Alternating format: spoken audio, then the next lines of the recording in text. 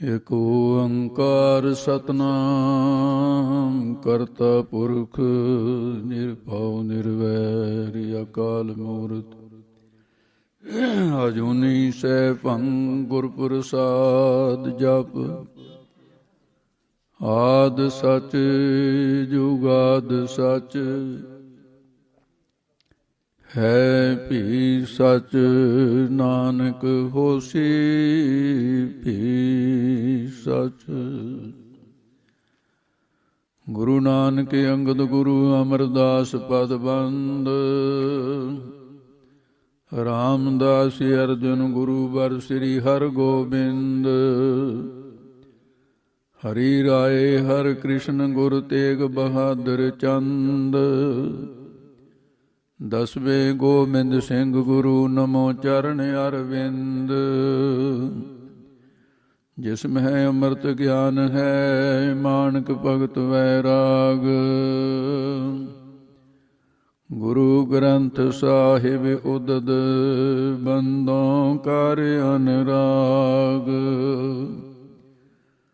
ਸ੍ਰੀ ਗੁਰੂ ਸ਼ਬਦ ਕਮਾਏ ਜਿਨ ਜੀਤੇ ਪੰਚ ਵਿਕਾਰ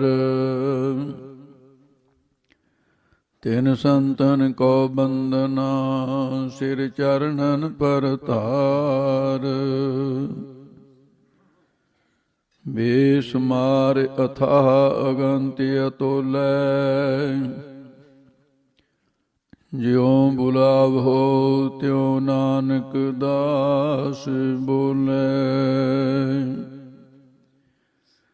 ਵਾਹਿਗੁਰੂ ਜੀ ਕਾ ਖਾਲਸਾ ਵਾਹਿਗੁਰੂ ਪਰਮ ਸਤਿਕਾਰਯੋਗ ਗੁਰੂ ਸਰੂਪ ਗੁਰੂ ਖਾਲਸਾ ਸਤ ਸੰਗਤ ਜੀਓ। ਆਪ ਸਰਬਤ ਸੰਗਤਾਂ ਗੁਰੂ ਨਾਨਕ ਦੇ ਪਾਵਨ ਦਰਬਾਰ ਵਿੱਚ ਗੁਰੂ ਨਾਨਕ ਦੇ 11ਵੇਂ ਸਰੂਪ ਸ੍ਰੀ ਗੁਰੂ ਗ੍ਰੰਥ ਸਾਹਿਬ ਜੀ ਸੱਚੇ ਪਾਤਸ਼ਾਹ ਦੀ ਪਾਵਨ ਪਵਿੱਤਰ ਹਜ਼ੂਰੀ ਹੈ। ਸ਼ਾਮਾਂ ਦੇ ਵਕਤ ਸਤਿਗੁਰਾਂ ਦੀ ਬਖਸ਼ੀ ਹੋਈ ਸਤ ਸੰਗਤ ਸੰਗਤ ਕੀਨੀ ਖਾਲਸਾ ਮਨਮੁਖੀ ਦੁਹੇਲਾ। ਸਤ ਸੰਗਤ ਦੇ ਅੰਦਰ ਆਪ ਜੀ ਪਹੁੰਚੇ ਹੋ। ਚਰਨ ਸਫਲੇ ਹੋਏ ਚਰਨ ਚਲੋ ਮਾਰ ਗੋਬਿੰਦ ਮਿਟੇ ਪਾਪ ਜਪਿਆ ਹਰਿ ਬਿੰਦ। ਪਾਵ ਸੁਹਾਵੇ ਜੋ ਤੋ ਧਿਰ ਜੁਲਦੇ ਸੀ ਸੁਹਾਵਾ ਚਰਨੇ ਮੁਖ ਸੁਹਾਵਾ ਜਾ ਤੋ ਜਸ ਗਾਵੇ ਜਿਉ ਪਿਓ ਤੋ ਸਰਣ। ਤੇ ਇਸ ਪ੍ਰਕਾਰ ਅੰਗਾਂ ਪ੍ਰਤੰਗਾਂ ਦੀ ਸਫਲਤਾ ਹੋਈ ਹੈ।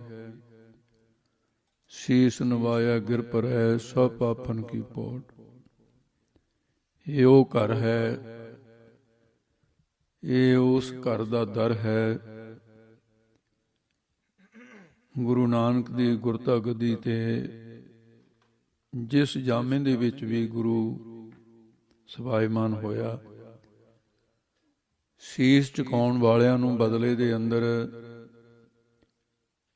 ਉਹਦੇ ਸਿਰ ਤੋਂ ਪਾਪਾਂ ਦੀ ਪੰਡ ਲਾ ਦਿੰਦੇ ਐ। ਸੀਸ ਨਵਾਇਆ ਗਿਰ ਪਰੈ ਸਭ ਪਾਪਨ ਕੀ ਪੋਟ। ਤਾਂ ਤੇ ਸੀਸ ਨਵਾਇਆ ਲਗੇ ਨਾ ਜਮ ਕੀ ਚੋਟ। ਜਿਹੜਾ ਸੀਸ ਗੁਰੂ ਗ੍ਰੰਥ ਸਾਹਿਬ ਨੂੰ ਝੁਕਦਾ ਹੈ ਤੇ ਉਹ ਸਿਰ ਨੂੰ ਆ ਕੇ ਜਮ ਹੱਥ ਨਹੀਂ ਪਾ ਸਕਦਾ। ਜਿਹੜੀਆਂ ਉਹ ਘੜੀਆਂ ਨੇ ਕਿ ਜਮ ਕਾ ਡੰਡ ਮੂੰਡ ਮੈਂ ਲੱਗਿਆ, ਉਹ ਨਹੀਂ ਲੱਗਦਾ। ਫਿਰ ਜਿਹੜਾ ਸੀਸ ਗੁਰੂ ਦੇ ਚਰਨਾਂ ਵਿੱਚ ਝੁਕਦਾ। ਸੋ ਇਸ ਕਰਕੇ ਜਿਵੇਂ ਸਿਰ ਦੇ ਉੱਤੇ ਕੋਈ ਭਾਰੀ ਪੰਡ ਚੁੱਕੀ ਹੋਵੇ ਤੇ ਥੋੜਾ ਜਿਹਾ ਸਿਰ ਨੀਵਾਂ ਕਰਨ ਦੇ ਨਾਲ ਉਹ ਪੰਡ ਸਿਰ ਤੇ ਨਹੀਂ ਰਹਿੰਦੀ, ਡਿੱਗ ਜਾਂਦੀ। ਤੇ ਗੁਰੂ ਗ੍ਰੰਥ ਸਾਹਿਬ ਨੂੰ ਸੀਸ ਝੁਕਾਉਂਦਿਆਂ ਨਾਲ ਮਨ ਝੁਕ ਜਾਏ ਤਾਂ ਮਨ ਰੂਪੀ ਸਿਰ ਦੇ ਉੱਤੇ ਜਿਹੜੇ ਪਾਪਾਂ ਦਾ ਭਾਰ ਚੁੱਕਿਆ ਹੋਇਆ ਹੈ ਉਹ ਸਾਸ ਜੀ ਸੀਸ ਨਵਾਇਆ ਗਿਰ ਪਰੈ, ਉਹ ਡਿੱਗ ਜਾਂਦਾ ਹੈ, ਲਹਿ ਜਾਂਦਾ ਹੈ। ਜਮਾਂ ਦੀ ਚੋਟ ਨਹੀਂ ਲੱਗਦੀ, ਇਹ ਦੁਨੀਆ ਦਿਨ 4-6 ਛਾੜ ਚਲਿਓ ਸਭ ਕੋਏ। ਥੋੜੇ ਸਮੇਂ ਦੇ ਵਾਸਤੇ ਜਿੱਥੇ ਪਤਾ ਨਹੀਂ ਕਿੰਨੇ ਦਿਨ, ਕਿੰਨੇ ਮਹੀਨੇ, ਕਿੰਨੇ ਪਲ, ਕਿੰਨੀਆਂ ਘੜੀਆਂ, ਕਿੰਨੇ ਕੁ ਸਵਾਸ ਬਾਕੀ ਨੇ, ਕਿਸੇ ਨੂੰ ਕੋਈ ਪਤਾ ਨਹੀਂ। ਤੇ ਅਗਲੀ ਕੋਈ ਤਿਆਰੀ ਨਹੀਂ ਕੀਤੀ। ਇਸ ਕਰਕੇ ਫਿਰ ਬਹੁਤ ਔਖਾ ਹੋਣਾ ਪਿਆ। ਅਗਲੀ ਤਿਆਰੀ ਵਾਸਤੇ ਆ ਵਾਤਾਵਰਨ ਹੈ। ਆਪ ਜੀ ਅਗਲੀ ਤਿਆਰੀ ਕਰ ਰਹੇ ਹੋ। ਜਿੱਥੇ ਪਰਿਵਾਰਾਂ ਦੇ ਕਿਸੇ ਜੀ ਨੇ ਸਾਡੇ ਨਾਲ ਨਹੀਂ ਹੋਣਾ, ਉੱਥੇ ਇਹ ਘੜੀਆਂ ਸਾਡੇ ਨਾਲ ਹੋਣਗੀਆਂ। ਉੱਥੇ ਗੁਰੂ ਨਾਨਕ ਦੀ ਬਖਸ਼ਿਸ਼ ਸਾਡੇ ਨਾਲ ਹੋਏਗੀ। ਤੋ ਇਸ ਕਰਕੇ ਸਤ ਸੰਗਤ ਦਾ ਬਹੁਤ ਵੱਡਾ ਮਹਾਤਮ ਹੈ। ਤੇ ਆਓ ਜਿਸ ਪ੍ਰਕਾਰ ਵਿਚਾਰ ਪਹਿਲੇ ਦਿਨ ਮੁਬਾਰਕ ਗੁਰੂ ਸਾਹਿਬ ਦੇ ਉਹ ਸ਼ਬਦ ਤੇ ਇਹ ਸੰਤ ਜਨਾ ਮਿਲ ਹਰ ਜਸ ਗਾਇਓ, ਕੋਟ ਜਨਮ ਕੇ ਦੁੱਖ ਗਵਾਇਓ। ਇਹ ਪਿੱਛੇ ਵੀ ਆਪ ਜੀ ਸੁਣ ਚੁੱਕੇ ਹੋ ਵੀ ਪਾਪ ਰੂਪ ਬੀਜ ਦਾ ਫਲ ਹੈ ਦੁੱਖ। ਕੋਈ ਵੀ ਜੀਵ ਦੁੱਖ ਨਹੀਂ ਭੋਗਣਾ ਚਾਹੁੰਦਾ, ਪਰ ਪਾਪਾਂ ਤੋਂ ਬਚਣਾ ਵੀ ਨਹੀਂ ਚਾਹੁੰਦਾ। ਇਹ ਇੱਕ ਬਹੁਤ ਵੱਡੀ ਸਮੱਸਿਆ ਹੈ। ਪਾਪ ਕਰਮ ਦਾ ਫਲ ਦੁੱਖ ਹੈ। ਤੇ ਫਿਰ ਇਹ ਬਾਤ ਸਮਝ ਵਿੱਚ ਆਉਂਦੀ ਹੈ ਵੀ ਜੇ ਤੂੰ ਪਾਪ ਕਰਨ ਤੇ ਨਹੀਂ ਹਟਦਾ, ਫਿਰ ਦੁੱਖਾਂ ਤੋਂ ਕਿਵੇਂ ਖੜਾ ਛੁੱਟੇ। ਜਨਮਾਂ ਜਨਮਾਤਰਾਂ ਦੇ ਨਾ ਇੱਕ ਜਨਮ ਦੇ ਨਹੀਂ। ਇਹ ਪਰਮੇਸ਼ਰ ਦੇ ਨਾਮ ਦੀਆਂ ਬਰਕਤਾਂ ਸ੍ਰੀ ਗੁਰੂ ਅਰਜਨ ਦੇਵ ਜੀ ਮਹਾਰਾਜ ਜੈਤ ਸ੍ਰੀ ਦੀ ਵਾਰ ਵਿੱਚ ਪਾਵਨ ਬਚਨ ਹੈ ਗੁਰੂ ਸਾਹਿਬਾਨਾਂ ਦਾ, ਗੁਰੂ ਅਰਜਨ ਦੇਵ ਜੀ ਦਾ। ਮਹਾਰਾਜ ਕਹਿੰਦੇ ਕੋਟ ਦਾਨ ਇਸ਼ਨਾਨੰ, ਕੋਟ ਸਾਧਨ ਪਵਿੱਤਰਤ ਹੈ। ਤੇ ਪਰਮੇਸ਼ਰ ਵਾਹਿਗੁਰੂ ਦੇ ਨਾਮ ਦੀਆਂ ਬਰਕਤਾਂ ਦੱਸਦੇ ਨੇ। ਕਹਿੰਦੇ ਕਰੋੜਾਂ ਤੀਰਥਾਂ ਦਾ ਕੋਟ ਦਾਨ ਇਸ਼ਨਾਨ, ਕਰੋੜਾਂ ਰੁਪਏ ਦਾਨ ਕਰੇ। ਪਹਿਲੀ ਤਾਂ ਗੱਲ ਹੈ ਦਾਨ ਕਿੱਥੇ ਕੋਈ ਦਾਨ ਵੇਲੇ ਤਾਂ ਮਨ ਇੰਨਾ ਕੰਜੂਸ ਹੋ ਜਾਂਦਾ ਹੈ ਵੀ ਛੋਟੀ ਤੋਂ ਛੋਟੀ ਕਰੰਸੀ ਤੇ ਹੱਥ ਜਾਂਦਾ ਹੈ। ਤੇ ਦਾਨ ਕਰਨ ਲੱਗੇ ਮਨ ਜਿਹੜਾ ਹੈ ਉਹ ਬੜਾ ਕੰਜੂਸ ਹੋ ਜਾਂਦਾ ਹੈ, ਕਿਉਂਕਿ ਕਰਮਾਂ ਦੀ ਮਾਰ ਪੈਂਦੀ ਹੈ। ਮੈਂ ਦੇਖਿਆ ਵੀ ਵੱਡੇ ਵੱਡੇ ਸ਼ਾਹੂਕਾਰ ਜਿਨ੍ਹਾਂ ਦੇ ਕੋਲ ਬਹੁਤ ਪਰਮੇਸ਼ਰ ਨੇ ਪੈਸਾ ਦਿੱਤਾ, ਪਰ ਦਾਨ ਵਾਲੇ ਪਾਸੇ ਨੂੰ ਹੱਥਕੜੀਆਂ ਹੀ ਲਾ ਦਿੱਤੀਆਂ, ਹੱਥ ਨਹੀਂ ਵਗਦਾ ਉਧਰ। ਬਹੁਤ ਸਾਰੇ ਗਰੀਬ ਲੋਕ ਐਸੇ ਨੇ ਜਿਹੜੇ ਨਿੱਤ ਦੀ ਕਮਾਉਣ ਵਾਲੇ, ਤੇ ਉਹ ਦਾਨ ਵਾਸਤੇ ਇੰਨਾ ਖੁੱਲਾ ਹੱਥ ਹੈ ਤੇ ਅਜੀਬ ਕਿਸਮ ਦੀ ਬਾਤ ਹੈ। ਤੇ ਦਾਨ ਆਪਣੇ ਥਾਂ ਤੇ ਹੈ। ਸੰਤ ਮਾੜੂ ਦਾਸ ਵੀ ਹੋਏ ਇੱਕ ਲਸੋਈ ਵਾਲੇ, ਮੇਰੇ ਕੋਲੇ ਦੇ ਕੋਲ ਪਿੰਡ ਹੈ ਲਸੋਈ। ਉਹਨਾਂ ਨੇ ਆਪਣੀ ਕਾਵਿ ਰਚਨਾ ਦੇ ਵਿੱਚ ਐਸਾ ਕਿਹਾ, ਕਹਿੰਦੇ ਮਾੜੂ ਦਾਸਾ ਜਗਤ ਮੇਂ ਧਾਰਾਂ ਦੇਖੀਆਂ ਦੋਏ। ਕਹਿੰਦਾ ਦੋ ਧਾਰਾਂ ਦੇਖੀਆਂ। ਕਹਿੰਦਾ ਸੁਖ ਚਾਹੇ ਤਾਂ ਦਾਨ ਕਰ, ਮੁਕਤ ਨਾਮ ਤੇ ਹੋਏ। ਦੇਖੋ ਸਿਧਾਂਤਕ ਗੱਲ ਹੈ, ਇਹ ਗੁਰਮਤਿ ਦੇ ਨਾਲ ਮਿਲਦੀ ਗੱਲ ਹੈ। ਉਹ ਕਹਿੰਦਾ ਜੇ ਤਾਂ ਸੁਖ ਚਾਹੁੰਦਾ ਫੇਰ ਤਾਂ ਦਾਨ ਕਰਿਆ ਕਰ, ਜੇ ਮੁਕਤੀ ਚਾਹੁੰਦਾ ਤਾਂ ਨਾਮ ਜਪਿਆ ਕਰ। ਦਾਨ ਤੇ ਮੁਕਤੀ ਨਹੀਂ ਹੋਣੀ ਹੈ। ਮੁਕਤੀ ਦੇ ਨਾਲ ਜਿੰਨੀ ਦੇਰ ਤੱਕ ਸਾਨੂੰ ਸਰੀਰ ਪ੍ਰਾਪਤ ਹੋਣੇ ਨੂੰ, ਉਹਦੇ 'ਚ ਸਹੂਲਤਾਂ ਬਣਦੀਆਂ ਜਾਣਗੀਆਂ। ਦਾਨ ਦੀਆਂ ਵੱਡੀਆਂ ਬਰਕਤਾਂ। ਪਰ ਇੱਥੇ ਮਹਾਰਾਜ ਸਾਹਿਬ ਵੀ ਕੁਛ ਹੋਰ ਗੱਲ ਸਮਝਾਉਂਦੇ ਨੇ ਆਪਾਂ ਨੂੰ। ਕੋਟ ਦਾਨ ਇਸ਼ਨਾਨੰ ਅਨਕ ਸੋਧਨ ਪਵਿੱਤਰ। ਤੇ ਇਸ ਸ਼ਬਦ ਦੇ ਵਿੱਚ ਮਹਾਰਾਜ ਸਾਹਿਬ ਜੀ ਨੇ ਇਹ ਪਾਵਨ ਬਚਨ, ਤੇ ਮੈਂ ਇੱਕ ਘਟਨਾ ਆਪਣੇ ਅੱਖਾਂ ਦੇ ਨਾਲ ਵੇਖੀ। ਮੈਂ ਉਸ ਬੰਦੇ ਨੂੰ ਬੜਾ ਨੇੜੇ ਹੋ ਕੇ ਦੇਖਿਆ, ਤੇ ਉਸ ਦਾ ਕਰਮ ਦੇਖ ਕੇ ਮੇਰੇ ਅੰਦਰ ਇੱਛਾ ਜਾਗਰਤ ਹੋਈ। ਇਹ 1970 ਦਾ ਵਾਕਿਆ। ਸੰਗਰੂਰ ਦੇ ਵਿੱਚ, ਜ਼ਿਲ੍ਹਾ ਸੰਗਰੂਰ ਵਿੱਚ ਮੂਲੋਵਾਲ ਨਗਰ ਹੈ। ਉਸ ਨਗਰ ਦੇ ਵਿੱਚ ਗੁਰੂ ਗੋਬਿੰਦ ਸਿੰਘ ਸਾਹਿਬ ਸੱਚੇ ਪਾਤਸ਼ਾਹ ਦਾ ਕਿਉਂਕਿ ਆਗਮਨ ਹੋਇਆ ਸੀ, ਇਸ ਕਰਕੇ ਮਹਾਰਾਜ ਦੀ ਯਾਦਗਾਰੀ ਸਥਾਨ ਬਣਿਆ ਹੋਇਆ, ਸਰੋਵਰ ਬਣਿਆ। ਮਹਾਰਾਜ ਦੇ ਮੁਬਾਰਕ ਹੱਥਾਂ ਦਾ ਹੁਕਮਨਾਮਾ ਹੈ। ਉਹਦਾ ਕਾਰਨ ਇਹ ਸੀ ਵੀ ਗੁਰੂ ਮਹਾਰਾਜ ਸਾਹਿਬ ਨੂੰ ਜਦੋਂ ਮਾਛੀਵਾੜੇ ਜੰਗਲ ਦੇ ਵਿੱਚੋਂ ਗੁਰੂ ਗੋਬਿੰਦ ਸਿੰਘ ਸਾਹਿਬ ਜੀ ਉੱਚ ਦਾ ਪੀਰ ਬਣ ਕੇ ਆਏ, ਆਲਮਗੀਰ ਵਾਲੇ ਅਸਥਾਨ ਤੱਕ ਮਹਾਰਾਜ ਕੋਲ ਸਵਾਰੀ ਨਹੀਂ ਸੀ, ਬਲਕਿ ਕਣੇਚ ਪਿੰਡ ਦੇ ਵਿੱਚ ਫੱਤੇ ਲੰਬੜਦਾਰ ਤੋਂ ਘੋੜੀ ਮੰਗੀ ਸੀ। ਉਹਨੇ ਟਾਲਮ ਟੋਲਾ ਲਾ ਦਿੱਤਾ, ਇਹਦਾ ਮਹਾਰਾਜ ਘੋੜੀ ਹੈ ਨਹੀਂ। ਮਹਾਰਾਜ ਕਹਿੰਦੇ ਦੇਣੀ ਨਾ ਦੇਣੀ ਗੱਲ ਵੱਖਰੀ ਹੁੰਦੀ ਆ, ਪਰ ਹੁੰਦਿਆਂ ਹੋਇਆਂ ਨਹੀਂ ਕਹੀਦਾ ਹੁੰਦਾ।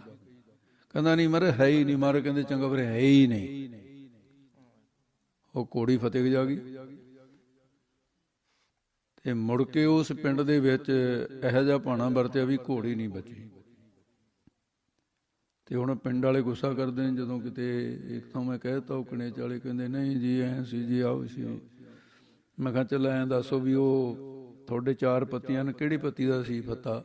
ਕੋਈ ਵੀ ਨਹੀਂ ਕਹਿੰਦਾ ਵੀ ਸਾਡੀ ਪੱਤੀ ਦਾ ਸੀ। ਉਹ ਦੂਜਾ ਦੂਜੇ ਨੂੰ ਕਹੀ ਜਾਂਦਾ, ਦੂਜਾ ਕਿਉਂਕਿ ਜਸ ਵਧੀਆ ਕੱਟਿਆ ਨਾ। ਪਿੱਛੇ ਜੇ ਉਹ ਘੋੜਾ ਲੈ ਕੇ ਗਏ ਹਜ਼ੂਰ ਸਾਹਿਬ, ਤੇ ਵੀ ਗੁਰੂ ਗੋਬਿੰਦ ਸਿੰਘ ਸਾਹਿਬ ਦੀ ਰਹਿਮਤ ਹੋ ਜਾਏ, ਲੱਖਾਂ ਦਾ ਘੋੜਾ ਲੈ ਕੇ ਉੱਥੇ ਚੜਾ ਕੇ ਆਏ ਹਜ਼ੂਰ ਸਾਹਿਬ, ਅਰਦਾਸ ਕਰਾ ਕੇ ਆਏ। ਨਾਰ ਸੀ ਉਹਨਾਂ ਦੇ ਚ ਮੂਹਰੇ ਸੀ। ਤੇ ਇਸ ਕਰਕੇ ਸਾਧ ਸੰਗਤ ਜੀ ਬਈ ਗੁਰੂ ਗੋਬਿੰਦ ਸਿੰਘ ਸਾਹਿਬ ਨੂੰ ਭਾਈ ਨਗਾਈਏ ਨੇ ਤੇ ਘੋੜਾ ਦਿੱਤਾ ਸਵਾਰੀ ਵਾਸਤੇ। ਤੇ ਤੁਰਕਾਂ ਨੂੰ ਪਤਾ ਲੱਗ ਗਿਆ ਵੀ ਗੁਰੂ ਗੋਬਿੰਦ ਸਿੰਘ ਨੂੰ ਘੋੜਾ ਦਿੱਤਾ ਹੈ। ਇਸ ਅਫਜ਼ਾਨੇ ਵਿੱਚ ਭਾਈ ਨਗਾਈਏ ਦਾ ਸਾਰਾ ਟੱਬਰ ਮਾਰ ਦਿੱਤਾ, ਨਾ ਬੱਚਾ ਛੱਡਿਆ ਨਾ ਕੋਈ ਬੀਬੀ ਛੱਡੀ, ਸਾਰੇ ਟੱਬਰ ਹੀ ਮਾਰ ਦਿੱਤਾ। ਤੇ ਭਾਈ ਸਾਹਿਬ ਜੀ ਇਕੱਲੇ ਰਹਿ ਗਏ। ਉਹ ਆਪਣੀ ਨਾਨਕੀ ਮੂਲੋਵਾਲ, ਉੱਥੇ ਨਾਨਕੀ ਸੀ ਉਹਨਾਂ ਦੇ, ਉੱਥੇ ਚਲੇ ਗਏ। ਤੇ ਗੁਰੂ ਗੋਬਿੰਦ ਸਿੰਘ ਸਾਹਿਬ ਨੂੰ ਪਤਾ ਲੱਗਿਆ ਵੀ ਸਿੱਖ ਦਾ ਪਰਿਵਾਰ ਵੀ ਮੇਰੇ ਪਰਿਵਾਰ ਦੀ ਤਰ੍ਹਾਂ ਲੇਖੇ ਲੱਗ ਗਿਆ। ਤੇ ਫਿਰ ਮਹਾਰਾਜ ਆਪ ਪਹੁੰਚੇ ਸਿੱਖ ਨੂੰ ਮਿਲਣ ਵਾਸਤੇ। ਭਾਈ ਨਗਾਈਏ ਨੂੰ ਉੱਥੇ ਫਿਰ ਮਹਾਰਾਜ ਕਹਿੰਦੇ, ਨਗਾਈਆ ਕਹਿੰਦੇ ਜਿਸ ਵੇਲੇ ਤੈਂ ਅੰਮ੍ਰਿਤ ਛਕਿਆ ਸੀ, ਦਾਦਕੇ ਦਾ ਉਦੋਂ ਹੀ ਤਾਰ ਲਏ ਸੀ ਤੇ, ਪਰ ਕਹਿੰਦੇ ਹੁਣ ਇਹ ਕੁਰਬਾਨੀ ਕਰਕੇ ਤੇ ਮੈਂ ਤੈਨੂੰ ਮਿਲਣ ਵਾਇਆ ਵੀ ਤੇਰੇ ਨਾਨਕੇ ਵੀ ਤਰੇ, ਦਾਦਕੇ ਵੀ ਤਰੇ। ਹੁਕਮਨਾਮਾ ਲਿਖ ਕੇ ਦਿੱਤਾ। ਮਹਾਰਾਜ ਜਿਹੜੀ ਤਾਰੀਖ ਨੂੰ ਉੱਥੇ ਪਹੁੰਚੇ ਸੀ, ਕਹਿੰਦੇ ਮੈਂ ਹਰੇਕ ਸਾਲ ਆਇਆ ਕਰੂੰਗਾ ਇੱਥੇ, ਪਰ ਭਰੋਸੇ ਵਾਲੇ ਲਾਭ ਉਠਾਉਣਗੇ। ਮੈਂ ਸਾਲ 'ਚ ਇੱਕ ਦਿਨ ਆਊਂ ਇੱਥੇ, ਮਹਾਰਾਜ ਕਹਿੰਦੇ। ਖੁਸ਼ ਹੋ ਕੇ ਮਹਾਰਾਜ ਨੇ ਉੱਥੇ ਕਿਹਾ ਵੀ ਨਗਰ ਦੇ ਲੋਕ ਕੁਛ ਵੀ ਮੰਗਣ, ਪਰ ਗੁਰਮਤਿ ਅਨੁਸਾਰ ਹੋਵੇ। ਤੇ ਫਿਰ ਉਹ 5 ਸਿੰਘਾਂ ਤੋਂ ਅਰਦਾਸ ਕਰਾ ਲੈਣ ਤੇ ਜੋ ਵੀ ਮੰਗੋਗੇ ਤੁਹਾਨੂੰ ਉਹੀ ਦੇ ਦਿਆ ਕਰਾਂਗੇ। ਤੇ ਸਾਧ ਸੰਗਤ ਜੀ ਸਮੇਂ ਅਨੁਸਾਰ ਸ਼ਰਧਾ ਦੇ ਵਿੱਚ ਫਰਕ ਪੈਣ ਕਰਕੇ ਤਾਂ ਅਗਲੀਆਂ ਪੀੜ੍ਹੀਆਂ 'ਚ ਗੱਲ ਨਹੀਂ ਰਹੀ ਉਹ, ਪਰ ਉਸ ਵੇਲੇ ਤੱਕ ਇਹ ਗੱਲ ਸੀ ਵੀ ਇੱਕ ਵਾਰ ਬਾਰਿਸ਼ ਨਾ ਹੋਈ। ਕਹਿੰਦੇ ਇੰਨੀ ਔੜ ਲੱਗ ਗਈ 5 ਸਿੰਘਾਂ ਤੋਂ, ਦੇਖ ਕਰਕੇ ਅਰਦਾਸ ਕਰਾਈ ਕਿ ਹੇ ਕਲਗੀਧਰ ਪਾਤਸ਼ਾਹ, ਤੁਹਾਡਾ ਵਚਨ ਹੈ ਵੀ ਜੋ ਅਰਦਾਸ ਕਰਾਓਗੇ 5 ਤੋਂ ਮੈਂ ਪੂਰੀ ਕਰੂੰ। ਵੀ ਕਾਲ ਹੀ ਪੈ ਗਿਆ ਕਿਸਮ ਦਾ, ਬਾਰਿਸ਼ ਨਹੀਂ ਹੋ ਰਹੀ, ਬਾਰਿਸ਼ ਚਾਹੀਦੀ ਹੈ। ਇਹ ਨਹੀਂ ਵੀ ਅੱਜ ਅਰਦਾਸ ਕਰਾਈ ਆ ਕੱਲ ਨੂੰ ਜਾਂ ਪਰਸੋਂ ਨੂੰ, ਉਸੇ ਦਿਨ ਬਾਰਿਸ਼ ਪਈ। ਤੋ ਇਹ ਸਾਰਾ ਕੁਝ ਜਿਹੜਾ ਹੈ ਇਹ ਹੈਗਾ ਸ਼ਰਧਾ ਵਾਲਿਆਂ ਵਾਸਤੇ। ਤੋ ਇਸ ਕਰਕੇ ਮਹਾਰਾਜ ਸਾਹਿਬ ਜੀ ਕਹਿੰਦੇ ਕਿਸੇ ਨੇ ਕਰੋੜਾਂ ਰੁਪਏ ਦਾਨ ਕੀਤੇ ਹੋਣ, ਕੋਟ ਦਾਨ ਇਸ਼ਨਾਨ ਅਨਕ ਸੋਧਨ ਪਵਿੱਤਰਤਾ ਹੈ। ਉਚਰੰਤ ਨਾਨਕ ਹਰ ਹਰ ਰਸਨਾ ਸਰਬ ਪਾਪ ਵਿਮੁਚਤੇ। ਇਹਦੇ ਵਿੱਚ ਗੁਰੂ ਸਾਹਿਬ ਨੇ ਨਾਮ ਦੀ ਮਹਿਮਾ ਕਹੀ ਹੈ, ਜਿਹੜਾ ਪ੍ਰਕਰਨ ਚੱਲਦਾ ਉਸੇ ਦੀ ਗੱਲ ਹੈ। ਤੇ ਮਹਾਰਾਜ ਸਾਹਿਬ ਜੀ ਨੇ ਕਿਹਾ ਵੀ ਕਰੋੜਾਂ ਦਾਨ, ਪਰ ਇਹ ਉਸ ਥਾਂ ਤੇ ਮੂਲੋਵਾਲ ਜਿਹੜੀ ਮੈਂ ਗੱਲ ਆਪ ਜੀ ਨੂੰ ਕਹਿ ਰਿਹਾ ਸੀ, ਉਹਦਾ ਨਾਂ ਤਾਂ ਪ੍ਰੇਮੀ ਦਾ ਮੈਨੂੰ ਹੁਣ ਤੱਕ ਵੀ ਨਹੀਂ ਪਤਾ, ਭਗਤ ਜੀ ਕਹਿੰਦੇ ਸੀ ਉਹਨੂੰ। ਤੇ ਅੰਮ੍ਰਿਤ ਵੇਲੇ ਚਲੋ ਜਿਹਨੂੰ ਸ਼ੌਕ ਹੈ, ਬਾਕੀ ਦੇ ਸੁੱਤੇ ਪਏ ਹੁੰਦੇ ਸੀ। ਤੇ ਮੈਂ ਉਹ ਦੇਖਣਾ ਵੀ ਸਵੇਰੇ ਉੱਥੇ ਰਹਿਣ ਦਾ ਮੌਕਾ ਮਿਲਿਆ, ਦੀਵਾਨ ਸੀ, ਕਥਾ ਕੀਰਤਨ ਸੀ ਮਹਾਂਪੁਰਸ਼ ਤੇ। ਤੇ ਉਹ ਭਗਤ ਜੀ ਨੇ 3 ਵਜੇ ਸਵੇਰੇ ਬਾਟੇ ਦੇ ਵਿੱਚ ਥੋੜਾ ਜਿਹਾ ਜਲ ਪਾ ਲੈਣਾ, 2-4 ਪਤਾਸੇ ਪਾ ਲੈਣੇ, ਉਹਦੇ 'ਚ ਕਿਰਪਾਨ ਰੱਖ ਲੈਣੀ। ਦੇਖੋ ਮੌਜ ਹੈ ਗੁਰਸਿੱਖਾਂ ਦੀ, ਕੋਈ ਕਿੰਤੂ ਨਹੀਂ ਬਣਦਾ, ਜੈਸੀ ਵੀ ਕਿਸੇ ਦੀ ਭਾਵਨਾ ਹੈ। ਉਹਨੇ ਨਾਲੇ ਕਿਰਪਾਨ ਫੇਰੀ ਜਾਣੀ ਤੇ ਨਾਲੇ ਬਾਣੀ ਪੜ੍ਹੀ ਜਾਣੀ, 2-3 ਘੰਟੇ ਬਾਣੀ ਪੜ੍ਹੀ ਜਾਣੀ, ਕਿਰਪਾਨ ਫੇਰੀ। ਉਸ ਤੋਂ ਬਾਅਦ ਉਹ ਛਕ ਲੈਣਾ ਤੇ ਉਸ ਤੋਂ ਬਾਅਦ ਹੋਰ ਕੁਛ ਨਹੀਂ ਛਕਣਾ। ਫਿਰ ਆਪਣਾ ਆਨੰਦ ਲੈਣਾ ਉਹਨੇ। ਤੇ ਮੈਂ ਉੱਥੇ ਰਾਗੀ ਸੀ ਨੂੰ ਪੁੱਛਿਆ, ਜਿਹੜੇ ਵੇਲੇ ਚੰਗੇ ਮਸ਼ਹੂਰ ਰਾਗੀ ਸੀ, ਭਾਈ ਸਾਹਿਬ ਦਾ ਮੈਨੂੰ ਹੁਣ ਤਾਂ ਨਾਮ ਭੁੱਲ ਗਿਆ ਉਹਨਾਂ ਦਾ, ਫਿਰ ਰਾੜਾ ਸਾਹਿਬ, ਮਲਕੀਤ ਸਿੰਘ, ਯਾਦ ਆ ਗਿਆ, ਉਹ ਮਲਕੀਤ ਸਿੰਘ ਰਾਗੀ ਸੀ ਉੱਥੇ। ਮੈਂ ਕਿਹਾ ਮਲਕੀਤ ਸਿੰਘ ਜੀ ਵੀ ਇਹ, ਹਾਲਾਂਕਿ ਸੀ ਤਾਂ ਮੇਰਾ ਵੀ ਚਲੋ ਉਦੋਂ 20 ਸਾਲਾਂ ਦਾ ਸੀ ਮੈਂ, ਇਹ ਕੀ ਖੇਡ ਹੈ? ਉਹ ਕਹਿੰਦੇ ਜੀ ਇਹ ਇਸੇ ਨਗਰ ਦਾ ਹੈ, ਇਹਨਾਂ ਦੇ ਘਰ ਦੇ ਵਿੱਚ ਬਹੁਤ ਵੱਡੀ ਗਰੀਬੀ ਆਈ ਹੋਈ ਸੀ। ਵੀ ਇਸ ਨੂੰ ਜਦੋਂ ਬਜ਼ੁਰਗਾਂ ਤੋਂ ਪਤਾ ਲੱਗਿਆ ਵੀ ਆਪਣੇ ਗੁਰੂ ਸਾਹਿਬ ਦੇ ਬਾਰਨ ਇੱਥੇ ਜੋ ਮੰਗੋ ਮਿਲਦਾ ਹੈ, ਪਰ ਸ਼ਰਧਾ ਚਾਹੀਦੀ ਹੈ। ਇਹਨੇ ਭਗਤ ਜੀ ਨੇ ਜਾ ਕੇ ਸਾਧ ਸੰਗਤ ਜੀ ਉੱਥੇ ਕਲਗੀਧਰ ਪਾਤਸ਼ਾਹ ਦੇ ਅਰਦਾਸ ਕਰ ਦਿੱਤੀ। ਗਰੀਬ ਨਵਾਜ਼, ਟੱਬਰ ਵੱਡਾ ਹੈ, ਬੱਚੇ ਮੇਰੇ ਕੋਲ ਜ਼ਿਆਦੇ ਨੇ, ਤੁਹਾਡੀ ਦਾਤ, ਪਰ ਘਰ ਦੇ ਵਿੱਚ ਰੋਟੀ ਹੈ ਨਹੀਂ, ਵੀ ਕਿਰਪਾ ਕਰੋ, ਮੇਰੀ ਧਰਮ ਦੀ ਕਿਰਤ ਵਿੱਚ ਬਰਕਤ ਪਾ ਦਿਓ। ਮੈਂ ਇਹ ਨਹੀਂ ਕਹਿੰਦਾ ਵੀ ਬਹੁਤ ਮੈਨੂੰ ਅਰਬਾਂ ਖਰਬਾਂ ਵਾਲਾ ਹੋ ਜਾ, ਵੀ ਮੈਂ ਇੱਕ ਵਾਅਦਾ ਕਰਦਾ ਤੁਹਾਡੇ ਨਾਲ, ਅੱਜ ਤੋਂ ਬਾਅਦ ਜੇ ਮੈਨੂੰ 10 ਰੁਪਏ ਦੀ ਆਮਦਨ ਹੋਊਗੀ ਤਾਂ 9 ਮੇਰੇ ਤੇ 10ਵਾਂ ਤੁਹਾਡਾ ਹੋਊਗਾ। ਤੇ ਹੁਣ ਤੁਸੀਂ ਆਪਣੇ ਹਿੱਸੇ ਕਰਕੇ ਮੇਰੀ ਕਮਾਈ ਦੇ ਵਿੱਚ ਬਰਕਤਾਂ ਪਾ ਦਿਓ ਮਹਾਰਾਜ। ਸਾਧ ਸੰਗਤ ਜੀ ਬਹੁਤ ਗਰੀਬ ਸੀ ਤੇ ਉਹਨੇ ਰੇਹੜੀ ਲਾ ਕੇ ਗੁਜ਼ਾਰਾ ਕਰਨਾ, ਕਿੰਨਾ ਕੁ ਉਹਦੀ ਆਮਦਨ ਹੁੰਦੀ ਹੈ, ਪਰ ਉਹਨੇ ਇਮਾਨਦਾਰੀ ਰੱਖੀ। 10 ਰੁਪਏ ਹੋ ਗਏ, 1 ਰੁਪਈਆ ਜਾ ਕੇ ਮਹਾਰਾਜ ਦਾ ਵਿਆਹ ਲਓ, ਮਹਾਰਾਜ ਇਹ ਤੁਹਾਡਾ ਹੈ, 9 ਗੁਜ਼ਾਰਾ ਕਰਨਾ। ਹੌਲੀ ਹੌਲੀ ਉਹਦੇ 'ਚ ਬਰਕਤ ਪੈਣੀ ਸ਼ੁਰੂ ਹੋ ਗਈ। ਬਰਕਤ ਪੈਣੀ ਸ਼ੁਰੂ ਹੋ ਗਈ ਤਾਂ ਤੇ ਫਿਰ ਉਹ ਆਮਦਨ ਵੱਧ ਗਈ, 100 ਰੁਪਈਆ ਹੋ ਗਈ, ਫਿਰ 10 ਰੁਪਈਏ ਪਾਉਣ ਲੱਗ ਗਿਆ, ਫਿਰ 1000 ਹੋ ਗਈ, ਫਿਰ 100 ਪਾਉਣ ਲੱਗ ਗਿਆ। ਤੇ ਫਿਰ ਉਹਦੀ ਆਮਦਨ ਜਦੋਂ ਲੱਖ ਰੁਪਈਏ ਤੇ ਪਹੁੰਚ ਗਈ, ਉਹ 10,000 ਰੁਪਈਆ ਉਹਨਾਂ ਦਿਨਾਂ ਦੇ ਵਿੱਚ ਤਾਂ 1970 ਦੇ ਵਿੱਚ 10,000 ਰੁਪਈਆ ਉਹਦਾ ਪੈਂਦਾ ਸੀ ਗੋਲਕ ਦੇ ਵਿੱਚ। ਪਰ ਬਾਅਦ ਦੇ ਵਿੱਚ ਬਹੁਤ ਸਾਲਾਂ ਬਾਅਦ ਮੈਨੂੰ ਫਿਰ ਪਤਾ ਲੱਗਿਆ ਵੀ ਉਹਦੇ ਤੇ ਇੰਨੀ ਕਿਰਪਾ ਹੋ ਗਈ ਵੀ ਉਹਨੇ ਪਹਿਲਾਂ ਰੇਹੜੀ ਛੱਡ ਕੇ ਖੋਖਾ ਲਾਇਆ, ਫਿਰ ਖੋਖਾ ਛੱਡ ਕੇ ਇੱਕ ਪੱਕੀ ਦੁਕਾਨ ਲਈ, ਦੁਕਾਨ ਛੱਡ ਕੇ ਫਿਰ ਵਰਕਸ਼ਾਪ ਲਾਈ। ਇੰਨੇ ਨੂੰ ਬੱਚੇ ਹੋ ਗਏ, ਸਾਰਾ ਦੇਣ ਵਾਲੇ ਨਾਲ ਵਰਕਸ਼ਾਪ ਚੱਲ ਪਈ। ਫਿਰ ਦਿੱਲੀ ਵਿੱਚ ਆ ਕੇ ਵਰਕਸ਼ਾਪਾਂ ਲਾਈਆਂ। ਉਹ ਕਹਿੰਦੇ ਜੀ ਹੁਣ ਆਮਦਨ ਦਾ ਕੋਈ ਹਿਸਾਬ ਕਿਤਾਬ ਨਹੀਂ ਹੈ। ਤੇ ਫਿਰ ਉਹਨੇ ਆਪਣੀ ਜ਼ਿੰਦਗੀ ਦਾ ਆਨੰਦ ਲਿਆ ਵੀ ਦਾਤਾ ਹੁਣ ਤੂੰ ਮੈਨੂੰ ਬਹੁਤ ਕੁਛ ਬਖਸ਼ ਦਿੱਤਾ, ਮੈਨੂੰ ਹੁਣ ਹੋਰ ਕੁਛ ਜ਼ਿਆਦਾ ਲੋੜ ਨਹੀਂ, ਵੀ ਇਹ ਲੋੜ ਸੀ ਨਹੀਂ। ਇਸੇ ਤਰ੍ਹਾਂ ਸਾਧ ਸੰਗਤ ਇੱਥੇ ਢੁੱਡੀ ਕਹਿੰਦੇ ਕੋਲੇ ਨਾਲ ਹੀ ਪਿੰਡ ਸੀ, ਉਹ ਮੈਨੂੰ ਪਿੰਡ ਦਾ ਨਾਂ ਤਾਂ ਭੁੱਲ ਗਿਆ, ਤੇ ਉਹਦੇ ਬਜ਼ੁਰਗ ਦੇ ਲੜਕੀਆਂ ਸੀ, 4-5 ਲੜਕੀਆਂ ਹੁੰਦੇ, ਤੇ ਘਰ 'ਚ ਗਰੀਬੀ ਬਹੁਤ ਜ਼ਿਆਦਾ। ਮੇਰੇ ਕੋਲ ਨਾਂ ਉਹਦਾ ਨੋਟ ਕਰਿਆ ਹੋਇਆ ਵੀ ਕਿਹੜਾ, ਤੇ ਨਾਲ ਹੀ ਪਿੰਡ ਹੈ ਢੁੱਡੀਆਂ ਦੇ। ਤੇ ਘਰ ਦੇ ਜਦੋਂ ਸੀ ਵੀ ਲੜਕੀਆਂ ਚਿੰਤਾ ਹੋ ਗਈ ਵੀ ਹੁਣ ਧੀਆਂ ਜਵਾਨ ਵੀ ਹੋਣਗੀਆਂ। ਇੱਕ ਉਹਨੂੰ ਮਹਾਂਪੁਰਸ਼ ਗੁਰੂ ਘਰ ਦਾ ਮਿਲ ਗਿਆ, ਉਹਨੇ ਆਪਣਾ ਰੋਣਾ ਰੋਇਆ, ਕਹਿੰਦਾ ਜੀ ਇਸ ਤਰ੍ਹਾਂ ਕਰਕੇ ਵੀ ਵੀ ਮੈਨੂੰ ਹੋਰ ਤਾਂ ਕੁਛ ਆਉਂਦਾ ਨਹੀਂ, ਪਾਠ ਆਉਂਦਾ, ਪਾਠ ਦੇ ਨਾਲ ਕਿੰਨਾ ਕੁ ਮੈਂ ਕੁੜੀਆਂ ਨੂੰ ਵਿਆਹ ਲੂੰਗਾ। ਲੋਕੀ ਤਾਂ ਉਹੀ ਨਹੀਂ ਠਹਿਰਦੇ, ਪਾਠੀ ਬੜੇ ਲਾਲਚੀ ਨੇ ਜੀ, ਲਾਲਚੀ ਆਪ ਹੁੰਦੇ ਨੇ, ਪਾਠੀਆਂ ਨੂੰ ਉਹੀ ਕਹੀ ਜਾਂਦੇ ਆ। ਚਲੋ ਹੋਣਗੇ ਜਿਹੜੇ ਇਸ ਤਰ੍ਹਾਂ ਦੁਰਾਚਾਰ ਕਰਨ ਵਾਲੇ ਨੇ ਜਾਂ ਚੋਰੀਆਂ ਚੂਰੀਆਂ ਕਰਨ ਵਾਲੇ, ਹੋ ਸਕਦਾ ਹੈ, ਸਾਰੇ ਇਕਸਾਰ ਨਹੀਂ ਹੈ। ਤੇ ਉਹ ਮਹਾਤਮਾ ਨੂੰ ਕਹਿਣ ਲੱਗਾ ਜੀ ਧੀਆਂ ਜਵਾਨ ਹੋ ਚੱਲੀਆਂ, ਵੀ ਫਿਕਰ ਬਹੁਤ ਹੈ ਮੈਨੂੰ। ਉਹ ਕਹਿੰਦੇ ਭਾਈ ਫਿਰ ਤੂੰ ਕੋਈ ਸਾਧਨ ਕਰ ਲੈ। ਕਹਿੰਦਾ ਜੀ ਸਾਧਨ ਕਿਸ ਤਰ੍ਹਾਂ? ਕਹਿਣ ਲੱਗੇ ਸ਼ਬਦ ਦੀ ਸਿੱਧੀ ਕਰ ਲੈ, ਗੁਰੂ ਨਾਨਕ ਦੇ ਘਰ ਦੇ ਵਿੱਚ ਤਾਂ ਬਹੁਤ ਕੁਛ ਹੈ।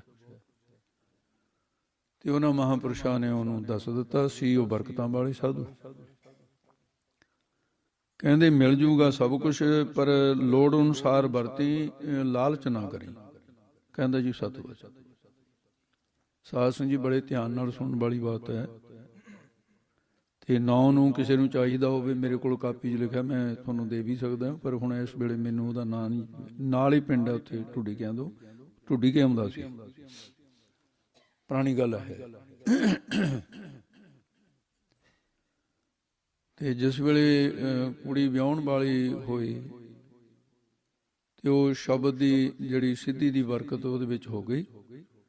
ਗੁਰੂ ਗ੍ਰੰਥ ਸਾਹਿਬ ਦੇ ਅੱਗੇ ਜਾ ਕੇ ਕਹਿਣ ਲੱਗਾ, ਸਤਿਗੁਰੂ ਜੀ ਦੇਖੋ ਅਰਦਾਸ ਐਂ ਕਰਦਾ ਜਿਵੇਂ ਮਤਲਬ ਬਿਲਕੁਲ ਵੀ ਗੁਰੂ ਗੋਬਿੰਦ ਸਿੰਘ ਜੀ, ਗੁਰੂ ਨਾਨਕ ਸਾਹਿਬ ਕਹਿੰਦੇ ਸੱਚੇ ਪਾਤਸ਼ਾਹ ਵੀ ਧੀ ਦਾ ਹੁਣ ਕਾਰਜ ਹੈ ਤੁਹਾਡੇ ਸਹਾਰੇ, ਵੀ ਇਹਦੇ ਵਿੱਚ ਬਰਾਤ ਵਾਸਤੇ ਇੰਨਾ ਤਾਂ ਰਸਤਾ ਹੈ ਜਿਹੜੀ ਉਹਦੇ ਦੇ ਪੈਸੇ ਲੱਗਣਗੇ। ਪੂਰੀ ਲਿਸਟ ਉਹਨੇ ਸੁਣਾਈ ਵੀ ਇੰਨਾ ਕੁਛ ਮਾਰਾ, ਕੋਈ ਕੱਪੜੇ ਕੁਪੜੇ ਵੀ ਹੈ, ਜਿਹੜਾ ਦੇਣਾ ਲੈਣਾ ਸਭ ਕੁਛ ਕਰਕੇ ਉਹਨੇ ਦੱਸਦਾ ਵੀ ਇੰਨੇ ਪੈਸਿਆਂ ਦੀ ਲੋੜ ਹੈ, ਇਦੋਂ ਵੱਧ ਮੈਨੂੰ ਨਹੀਂ ਚਾਹੀਦੇ। ਫਿਰ ਤੁਸੀਂ ਮਹਾਰਾਜ ਵੀ ਇਹ ਕੰਮ ਵਿਆਹ ਦਾ ਕਾਰਜ ਹੋ ਜਾਏ। ਸਾਧ ਸੰਗਤ ਜੀ ਤੇ ਰਾਜਾ ਰਾਮ, ਹਾਂ ਇਹੋ ਜਿਹਾ ਨਾਮ ਸੀ ਉਹਦਾ। ਤੇ ਮਹਾਰਾਜ ਜੀ ਅਰਦਾਸ ਕਰਕੇ ਆਇਆ, ਜਦੋਂ ਸਰਾਣੇ ਹੇਠ ਚੱਕਿਆ ਤੇ ਉਨੇ ਹੀ ਪੈਸੇ ਪਏ ਜਿਨ੍ਹਾਂ ਦੀ ਅਰਦਾਸ ਕਰਕੇ ਆਇਆ। ਉਹਨੇ ਕਿਹਾ ਘਰ ਵਾਲੀ ਨੂੰ ਕਿ ਵੀ ਦੇਖ ਪਰਦਾ ਰੱਖੀ, ਵੀ ਹੁਣ ਧੀਆਂ ਨੂੰ ਤਾਂ ਮਹਾਰਾਜ ਵਿਆਹੁਣਗੇ, ਆਪਾਂ ਤਾਂ ਕੌਣ ਹੈ ਵਿਆਹੁਣ ਵਾਲੇ, ਵੀ ਤੂੰ ਚਿੰਤਾ ਨਹੀਂ ਕਰਨੀ ਹੁਣ ਵੀ, ਪਰ ਇਹਦੇ 'ਚ ਗੜਬੜ ਨਹੀਂ ਕਰਨੀ। ਜਿੰਨੇ ਪੈਸੇ ਆਪਾਂ ਨੇ ਮੰਗੇ ਸੀ ਉਹਨੂੰ ਮਿਲ ਗਏ, ਇਹ ਲਾ ਦੇਣੇ ਨੇ ਕੁੜੀ ਤੇ ਸਾਰੇ। ਉਹਨੇ ਜੀ ਲਾ ਤੇ ਸਾਰੇ। ਫਿਰ ਅਗਲੀ ਕੁੜੀ ਦਾ ਨੰਬਰ ਆ ਗਿਆ, ਫਿਰ ਅਗਲੀ ਕੁੜੀ ਵਿਆਹਤੀ, ਫਿਰ ਉਹ 5 ਕੁੜੀਆਂ ਸੀ। ਵਿਚਾਰਾ ਵਿਆਹੁੰਦਾ ਚਲੋ ਬੁੱਢਾ ਹੋ ਗਿਆ। ਤੇ ਫਿਰ ਉਦੋਂ ਬਾਅਦ ਮਹਾਰਾਜ ਤੇ ਕੁਛ ਨਹੀਂ ਮੰਗਿਆ, ਕਹਿੰਦਾ ਵੀ ਆਪ ਜੋਗੀ ਤਾਂ ਆਪਾਂ ਕਰੇ ਲੈਨੇ, 2 ਤਾਂ ਹੈਗੇ ਅਸੀਂ, ਮੈਂ ਮੇਰੇ ਘਰ ਵਾਲੀ ਆ। ਉਹਨਾਂ ਕਹਿੰਦਾ ਪਾਠਾਂ ਦਾ ਦੇ ਹੀ ਦਿੰਦਾ, 10 ਰੁਪਈਏ ਦਿੰਦੇ ਹੁੰਦੇ ਸੀ। ਬਸ ਇੱਕ ਪਾਠੀ ਨੂੰ ਜਾਣੀ 3 ਦਿਨ ਪਾਠ ਕਰਨ ਤੋਂ ਬਾਅਦ 10 ਰੁਪਈਏ ਮਿਲਦੇ। ਤੇ ਬਾਅਦ ਦੇ ਵਿੱਚ ਉਹਦੇ ਮੂੰਹ ਦੇ ਵਿੱਚ ਦੰਦ ਨਾ ਰਹੇ। ਜਦੋਂ ਰੌਲ ਤੇ ਬੈਠਿਆ ਕਰੇ ਕਿਹਾ ਕਰਨਗੇ ਆਪਣੇ ਨਾਲ ਨਾ ਰਾਇਆ ਕਰੋ, ਇਹਨੂੰ ਪਾਠ ਨਹੀਂ ਆਉਂਦਾ, ਅਵਲ ਅਵਲ ਜੀ ਕਰੀ ਜਾਂਦਾ ਹੈ। ਉਹਨੂੰ ਪਾਠੀ ਵੀ ਕਹਿਣ ਲੱਗੇ ਬਾਬਾ ਤੂੰ ਸਾਡੀ ਵੀ ਪੱਟੀ ਮੇਜ਼ ਕਰੇਗਾ। ਉਹਨੂੰ ਜੀ ਪਾਠ ਤੇ ਲਿਜਾਣ ਤੇ ਹਟ ਗਏ। ਹੁਣ ਸਾਡੇ ਇਹ ਰਿਵਾਜ ਹੀ ਹੈ ਵੀ ਪੁਰਾਣੇ ਸਮੇਂ 'ਚ ਬੁੜੀਆਂ ਸਿਆਪਾ ਕਰਦੀਆਂ ਹੁੰਦੀਆਂ ਸੀ, ਬੀਬੀਆਂ। ਜਿਹੜੀ ਬੀਬੀ ਨੂੰ ਚੰਗੀ ਤਰ੍ਹਾਂ ਸਿਆਪਾ ਨਾ ਕਰਨਾ ਹੋਵੇ, ਫੜ ਕੇ ਬਾਂਹ ਤੋਂ ਬਾਹਰ ਕੱਢਦੇ, ਚੱਲ ਤੈਨੂੰ ਰੋਣਾ ਨਹੀਂ ਆਉਂਦਾ। ਮਕਾਨ ਆਈ ਹੈ ਇਹ ਚਿੱਟੇ ਕੱਪੜੇ ਦੁੱਧ ਵਰਗੇ ਪਾ ਕੇ, ਘੱਗਰੇ ਘੁੱਗਰੇ ਪਾ ਕੇ, ਐ ਨਾ ਤਾਂ ਵਿਆਹ ਜਿੰਨਾ ਚਾਅ ਚੜਿਆ ਹੁੰਦਾ ਸੀ ਸਿਆਪਾ ਕਰਨ ਜਾਣਾ। ਇਹ ਉਹ ਗੁਰਮਤ ਤੋਂ ਬਾਹਰ ਦੀਆਂ ਗੱਲ। ਤੇ ਹੁਣ ਘਰ ਵਾਲੀ ਨੂੰ ਕਹਿੰਦਾ ਵੀ ਹੁਣ ਕੀ ਕਰਾਂ ਮੈਂ। ਤੇ ਕਹਿਣ ਲੱਗੀ ਵੀ ਮੈਂ ਹੁਣ ਕੀ ਆ, ਵੀ ਦੇਖ ਵੀ ਰੋਜ਼ ਦੀ ਜਿਹੜੀ ਜਿੰਨੀ ਕੁ ਹੁਣ ਧੀਆਂ ਤਾਂ ਵਿਆਹੀਆਂ ਗਈਆਂ, ਆਪਣੇ ਘਰ ਚਲੀਆਂ ਗਈਆਂ, ਆਪਾਂ ਦੋਨੇ ਹੀ ਹੈ ਵੀ ਰੋਜ਼ ਦਾ ਖਰਚਾ ਜਿਹੜਾ ਹੈ ਉਹ ਤਾਂ ਹੁਣ ਆਮਦਨ ਦਾ ਕੋਈ ਚਾਹੀਦੀ ਹੈ, ਪੈਸਾ ਕੋਈ ਹੈ ਨਹੀਂ ਕੋ। ਧੀਆਂ ਵਾਸਤੇ ਮੰਗਿਆ, ਕਹਿੰਦਾ ਹੁਣ ਮੈਂ ਗੁਰੂ ਸਾਹਿਬ ਦੇ ਕੋਲੋਂ ਜਾ ਕੇ ਧੀਆਂ ਵਾਸਤੇ ਲੋੜ ਸੀ। ਕਹਿੰਦੀ ਇਹ ਕਿਹੜਾ ਲੋੜ ਨਹੀਂ ਹੈ, ਘਰ ਦੀ ਵੀ ਤਾਂ ਲੋੜ ਹੈ। ਭਗਤਾਂ ਨੇ ਮੰਗਿਆ ਤੇ ਬਲਕਿ ਉਹਨਾਂ ਨੇ ਆਪਣੇ ਪੂਰੀ ਲਿਸਟ ਸੁਣਾ ਦਿੱਤੀ। ਦਾਲ ਸੀਧਾ ਮੰਗੋ ਘਿਓ ਹਮਾਰਾ ਖੁਸ਼ੀ ਕਰਾਂ ਜੀ, ਸਾਰਾ ਕੁਛ ਹੀ ਮੰਗਿਆ। ਇਹ ਤੂੰ ਗੁਰੂ ਸਾਹਿਬ ਤੇ ਮੰਗਰਾ ਜਾ ਕੇ ਕਹਿਣ ਲੱਗਾ, ਹੇ ਸਤਿਗੁਰੂ ਜੀ ਵੀ ਗੁਰੂ ਤੇ ਸਿੱਖ ਦੇ ਵਿਚਾਲੇ ਪਰਦੇ ਵਾਲੀ ਉਹ ਬਾਤ ਹੈ ਵੀ ਤੁਸੀਂ ਮੇਰੀ ਆਵਾਜ਼ ਸੁਣ ਰਹੇ ਹੋ, ਮੈਨੂੰ ਭਰੋਸਾ ਹੈ 5 ਕੁੜੀਆਂ ਵਿਆਹੀਆਂ ਤੁਹਾਡੇ ਸਿਰ ਤੇ ਵਿਆਹੀਆਂ, ਵੀ ਹੁਣ ਮੇਰੇ ਤੋਂ ਰੌਲ ਕੋਈ ਨਹੀਂ ਲਵਾਉਂਦਾ। ਕਹਿੰਦੇ ਪਾਠ ਨਹੀਂ ਆਉਂਦਾ ਇਹਨੂੰ, ਵੀ ਹੁਣ ਮਹਾਰਾਜ ਰੋਜੀ ਰੋਟੀ ਵਾਸਤੇ ਜਿੰਨਾ ਚਿਰ ਸਰੀਰ ਹੈ ਚੱਲਦਾ ਰਹੇ, ਵੀ ਮੈਂ ਨਾ ਹੀ ਕੀਤਾ ਲੱਭੋ, ਮੈਂ ਲੱਭ ਨਹੀਂ ਕਰ ਰਿਹਾ, ਵੀ 2 ਰੁਪਈਏ ਦਾ ਖਰਚਾ ਮੇਰਾ ਤੇ ਮੇਰੇ ਘਰ ਵਾਲੀ ਦਾ ਰੋਜ਼ ਦਾ, ਇਹ 2 ਰੁਪਈਏ ਮੈਨੂੰ ਦੇ ਦਿਆ ਕਰੋ, ਵੀ ਹੁਣ ਮੇਰੇ ਤੋਂ ਰੋਡ ਤਾਂ ਲੱਗਣੀ ਨਹੀਂ। ਮੰਨ ਲਓ ਕੋਈ ਇਹ ਗੱਲ ਨੂੰ, ਮੈਂ ਤੁਹਾਨੂੰ ਇਹਦਾ ਸਬੂਤ ਦੇ ਸਕਦਾ। ਗਿਆਨੀ ਹਰਭਜਨ ਸਿੰਘ ਢੁੱਡੀ ਵਾਲਿਆਂ ਨੂੰ ਜਾ ਕੇ ਪੁੱਛ ਲਓ ਵੀ ਇਹ ਗੱਲ ਹੋਈ ਸੀ, ਜਿਉਂਦਾ ਜਾਗਦਾ ਸਬੂਤ ਬੈਠਾ ਹੈ। ਸਾਡੇ ਟਕਸਾਲ ਦਾ ਪ੍ਰਸਿੱਧ ਗਿਆਨੀ ਹੈ ਗਿਆਨੀ ਹਰਭਜਨ ਸਿੰਘ। ਤੇ ਅਰਦਾਸ ਕੀਤੀ, ਅਰਦਾਸ ਕਰਕੇ ਸਾਧ ਸੰਗਤ ਜਦੋਂ ਨਿਤਨੇਮ ਕਰਿਆ ਕਰੇ, ਸਵੇਰੇ ਨਿਤਨੇਮ ਕਰਕੇ ਜਦੋਂ ਅਰਦਾਸ ਕਰਨੀ, ਸਿਰਹਾਣਾ ਚੱਕਣਾ ਤੇ ਰੁਪਈਏ 2 ਕੱਢ ਲੈਣੇ ਤੋਂ ਜਾ ਕੇ ਰਾਸ਼ਨ ਲਿਆਉਣਾ ਤੇ ਰੋਟੀ ਪਕਾਉਣੀ ਕਰੇ। ਰੋਜ਼ ਦੀ ਰੋਜ਼ ਗੁਰੂ ਅਮਰਦਾਸ ਮਹਾਰਾਜ, ਮੈਂ ਬਾਕੀ ਭਾਂਡੇ ਮੁੱਧੇ, ਬਸ ਜਿੰਨਾ ਕੁ ਰੋਜ਼ ਦਾ ਖਰਚਾ ਸੀ ਚੱਲਦਾ ਰਿਹਾ। ਉਹ ਇੱਕ ਦਿਨ ਕਿਤੇ ਉਹ ਗੱਲ ਬਾਹਰ ਲੀਕ ਹੋ ਗਈ ਵੀ ਇਸ ਤਰ੍ਹਾਂ ਦਾ ਹੈ। ਉਹ ਸ਼ੰਕਾਵਾਦੀ ਕਹਿੰਦੇ ਵੀ ਐਵੇਂ ਪਖੰਡ ਕਰਦਾ ਹੈ। ਉਹਨੂੰ ਕਹਿੰਦੇ ਬਾਬਾ ਤੂੰ ਇਹੋ ਜਿਹੇ ਪਖੰਡ ਨਾ ਕਰਿਆ ਕਰ, ਵੀ ਇਹ ਕੋਈ ਸਰਾਣੇ ਗਾਹਾਂ, ਇਹ ਮੱਝਾ ਜਿਹੜਾ ਦੁੱਧ ਦਿੰਦੀ ਹੈ ਤੇਰੇ ਅੱਗੇ ਸਰਾਣੇ ਜੋ ਪੈਸੇ ਨਿਕਲਦੇ, ਇਹ ਕੌਣ ਮੰਨ ਲੂਗਾ ਤੇਰਾ, ਤੂੰ ਇਸ ਤਰ੍ਹਾਂ ਦੀਆਂ ਗੱਲਾਂ ਕਰਦਾ ਐਵੇਂ ਇਹੋ ਜਿਹੇ ਪਖੰਡ ਕਰਕੇ ਸਾਡਾ ਧਰਮ ਬਦਨਾਮ ਹੋ ਗਿਆ। ਜਿਹੜੀ ਸਿੱਖਾਂ ਦਾ ਵਾਲਾ, ਜਿਹੜਾ ਸਿੱਖਾਂ ਦੇ ਵਿੱਚ ਨਾ ਪਿਓਰ ਸਿੱਖੀ ਦੇ ਠੇਕੇਦਾਰ ਨੇ ਜਿਹੜੇ, ਉਹ ਫਿਰ ਐਂ ਕਹਿੰਦੇ ਵੀ ਇਹ ਕੀ ਇਹਨਾਂ ਗੱਲਾਂ ਨੂੰ ਕੋਈ ਥਾਂ ਹੈਗਾ, ਇਹ ਐਵੇਂ ਫਜ਼ੂਲ ਗੱਲਾਂ ਨੇ।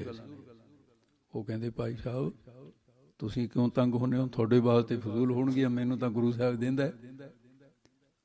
ਕਹਿੰਦਾ ਵੀ ਅਸੀਂ ਤਾਂ ਮੰਨਾਂਗੇ ਸਾਡੇ ਸਾਹਮਣੇ ਕਰਕੇ ਦਿਖਾ।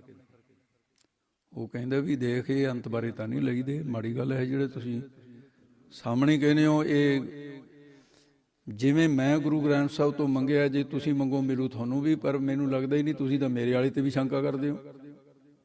ਤੁਹਾਡੇ ਵਰਗਿਆਂ ਨੂੰ ਵੀ ਨਹੀਂ ਦਿੰਦਾ ਮਹਾਰਾਜ। ਤੁਸੀਂ ਗੁਰੂ ਗ੍ਰੰਥ ਸਾਹਿਬ ਨੂੰ ਉੱਪਰੋਂ ਉੱਪਰੋਂ ਮੱਥੇ ਟੇਕਦੇ ਹੋ, ਉੱਪਰੋਂ ਹੀ ਸਮਝਦੇ ਹੋ, ਏਕੜ ਨਹੀਂ ਸਮਝਿਆ। ਤੇ ਕਹਿਣ ਲੱਗਾ ਮੈਂ ਹਿੰਦੂ ਧਰਮ ਚੋਂ ਆ ਕੇ ਸਿੱਖੀ ਦੇ ਵਿੱਚ ਇੰਨਾ ਕੁਛ ਖੱਟ ਲਿਆ, ਕਹਿੰਦੇ ਤੁਸੀਂ ਸਿੱਖਾਂ ਦੇ ਘਰ ਜੰਮ ਕੇ ਵੀ ਅਜੇ ਇੰਨਾ ਪਿੱਛੇ ਆਓ। ਕਹਿੰਦੇ ਨਹੀਂ ਅਸੀਂ ਨਹੀਂ ਮੰਨਦੇ। ਕਹਿੰਦੇ ਚੰਗਾ ਐਂ ਕਰ ਮੇਰਾ ਸਰਾਣਾ ਫੋਰ ਲਓ, ਹੁਣ ਦੇਖ ਲਓ ਇੱਥੇ ਹੈ ਤਾਂ ਨਹੀਂ ਕੁਛ। ਕਹਿੰਦੇ ਨਹੀਂ ਹੈ। ਕਹਿੰਦਾ ਹੁਣ ਮੈਂ ਨਿਤਨੇਮ ਕਰਕੇ ਅਰਦਾਸ ਕਰੂੰਗਾ, ਰੁਪਈਏ 2 ਪਏ ਹੋਣਗੇ, ਕਿਉਂਕਿ 2 ਹੀ ਮੰਗੇ ਨੇ, 2 ਹੀ ਮਿਲਦੇ ਰੋਜ਼। ਉਹਨੇ ਅਰਦਾਸ ਕੀਤੀ ਤੇ ਜਿਸ ਵੇਲੇ ਨਿਤਨੇਮ ਹੋ ਗਿਆ, ਅਰਦਾਸ ਕਰਕੇ ਕਹਿੰਦਾ ਵੀ ਸਰਾਣਾ ਤੁਸੀਂ ਚੱਕੋ। ਹੁਣ ਸਰਾਣਾ ਚੱਕਿਆ, ਰੁਪਈਏ 2 ਪਏ। ਕਹਿੰਦੇ ਬਾਬਾ ਵੀ ਇਹ ਕੀ ਹੋ ਗਿਆ? ਉਹ ਕਹਿੰਦਾ ਵੀ ਰੋਜ਼ ਇਹ ਹੁੰਦਾ, ਕੋਈ ਨਵਾਂ ਹੋਇਆ ਹੈ। ਇੱਕ ਗੁਰਸਿੱਖ ਅੱਜ ਦੀ ਦੁਨੀਆ 'ਚ ਗੁਰੂ ਗ੍ਰੰਥ ਸਾਹਿਬ ਤੋਂ ਸਿੱਧਾ ਆਪਣੀਆਂ 5 ਧੀਆਂ ਵਿਆਹੁਣ ਵਾਸਤੇ ਮੰਗਦਾ ਤੇ ਉਹਦੀਆਂ 5 ਧੀਆਂ ਵਿਆਹੀਆਂ ਗਈਆਂ, ਤੇ ਜਦੋਂ ਮੂੰਹ 'ਚ ਦੰਦ ਨਹੀਂ ਰਹੇ ਉਹਨੇ 2 ਰੁਪਈਏ ਰੋਜ਼ ਮੰਗੇ ਤੇ 2 ਉਹਨੂੰ ਮਿਲੇ, ਤੇ ਚਲੋ ਸੰਸਾਰ ਤੋਂ ਚਲਿਆ ਗਿਆ। ਤੋ ਇਸ ਕਰਕੇ ਨਾ ਦਾਨ ਦਾ ਜਿਹੜਾ ਸਾਧ ਸੰਗੀ ਫਲ ਹੈ ਉਹ ਹੈ ਤਾਂ ਬਹੁਤ ਵੱਡਾ, ਪਰ ਲੋਕਾਂ ਦਾ ਜਿਹੜਾ ਦਾਨ ਵਾਲੇ ਪਾਸੇ ਨੂੰ, ਤੇ ਉਹਦੇ ਵਿੱਚ ਇੱਕ ਭੇਦ ਰੱਖਿਆ ਮਹਾਰਾਜ ਨੇ। ਗਰੀਬ ਦੇ ਮਨ ਵਿੱਚ ਦਾਨ ਕਰਨ ਦੀ ਕਿਉਂ ਤਮੰਨਾ, ਅਮੀਰ ਦੇ ਮਨ ਵਿੱਚ ਕਿਉਂ ਨਹੀਂ? ਉਹ ਅਦਲਾ ਬਦਲੀ ਕਰਨਾ ਮਹਾਰਾਜ ਨੇ। ਗਰੀਬ ਨੂੰ ਅਮੀਰ ਬਣਾਉਣਾ, ਅਮੀਰ ਨੂੰ ਗਰੀਬ ਬਣਾਉਣਾ, ਮਤਲਬ ਗੱਲ ਇੰਨਾ ਕੁ ਨੁਕਤਾ ਹੋ। ਤੋ ਇਸ ਕਰਕੇ ਵੀ ਕਰੋੜਾਂ ਰੁਪਏ ਕੋਈ ਦਾਨ ਕਰਨ ਵਾਲਾ ਹੋ, ਕੋਟ ਦਾਨ ਇਸ਼ਨਾਨੰ, ਕਰੋੜਾਂ ਰੁਪਏ ਦਾਨ ਕਰਨ ਦਾ ਮਹਾਤਮ ਇੱਕ ਪਾਸੇ ਹੋਵੇ। ਕੋਟ ਦਾਨ ਇਸ਼ਨਾਨ ਜਿਹੜਾ ਕਰੋੜਾਂ ਤੀਰਥਾਂ ਤੇ ਇਸ਼ਨਾਨ ਕਰ ਲਵੇ। ਅਨਕ ਸੋਧਨ ਪਵਿੱਤਰਤਾ, ਅਨੇਕਾਂ ਸਰੀਰ ਦੀ ਪਵਿੱਤਰਤਾ, ਨਿਉਲੀ ਆਦਿ ਕਰਮ ਜਿਹੜੇ ਹਨ ਯੋਗ ਦੇ, ਇਹਦੇ ਵਿੱਚ ਉਹ ਅੰਦਰ ਤੋਂ ਵੀ ਅੰਦਰਾਂ ਤੋਂ ਰਹਿੰਦੇ ਆ ਤੇ ਬਾਹਰੋਂ ਵੀ ਇਸ ਤਰ੍ਹਾਂ ਦਾ ਹੈ। ਅਨਕ ਸੋਧਨ ਪਵਿੱਤਰਤਾ, ਉਚਰੰਤ ਹਰ ਹਰ ਨਾਮ ਨਾਨਕ ਸਰਬ ਪਾਪ ਵਿਮੁਚਤੇ। ਤੇ ਮਹਾਰਾਜ ਕਹਿੰਦੇ ਜਿਹੜਾ ਰਸਨਾ ਦੇ ਨਾਲ ਤੇ ਪਰਮੇਸ਼ਰ ਵਾਹਿਗੁਰੂ ਦਾ ਨਾਮ ਉਚਾਰਨ ਕਰਦਾ ਹੈ ਤੇ ਉਹਦੇ ਸਰਬ ਕੀ ਸਾਰੇ ਹੀ ਪਾਪ ਜਿਹੜੇ ਨੇ ਜਨਮਾਂ ਜਨਮਾਤਰਾਂ ਦੇ ਵਿਮੁਚਤੇ, ਮੁਚਣਾ ਨਾਮ ਛੁੱਟਣ ਦਾ ਹੈ। ਵਿਸ਼ੇਸ਼ ਕਰਕੇ ਉਹਦੇ ਪਾਪ ਉਹਦੇ ਕੋਲੋਂ ਲੈ ਜਾਂਦੇ ਤੇ ਮੁੱਚ ਨਾ ਹੀ ਛੁੱਟਣ ਦਾ ਹੈ। ਜਿਵੇਂ ਹਿੰਦੁਸਤਾਨ ਦੇ ਵੀ 68 ਤੀਰਥ ਨੇ, ਉਹਨਾਂ 'ਚ ਇੱਕ ਤੀਰਥ ਦਾ ਨਾਮ ਹੈ ਕਪਾਲ ਮੋਚਨ। ਪਰ ਹੁਣ ਸਾਡੇ ਵਾਲਾ ਲਾਣਾ ਕਹਿੰਦੇ ਗੋਪਾਲ ਮੋਚਨ। ਗੋਪਾਲ ਮੋਚਨ ਤਾਂ ਹੈ ਹੀ ਨਹੀਂ, ਕਪਾਲ ਮੋਚਨ ਹੈ। ਕਰਮ ਕਰ ਕਪਾਲ ਮਫੀਟ ਸ੍ਰੀ, ਇਹ ਇਤਿਹਾਸ ਹੈ ਉਹਦਾ, ਗੁਰਬਾਣੀ 'ਚ ਪ੍ਰਮਾਣ ਹੈ ਇਸ ਦਾ ਕਿ ਸ਼ਿਵ ਜੀ ਨੇ ਬਰਮਾ ਦਾ ਸਿਰ ਵੱਢਿਆ ਸੀ ਇੱਕ ਵਾਰੀ, ਉਹ ਵੱਢਣ ਜੋਗਾ ਹੀ ਹੋ ਗਿਆ ਸੀ, ਤੇ ਉਹਨੇ ਕਿਹਾ ਵੀ ਸਾਰਿਆਂ ਦੀ ਬਦਨਾਮੀ ਕਰਾ ਰਿਹਾ।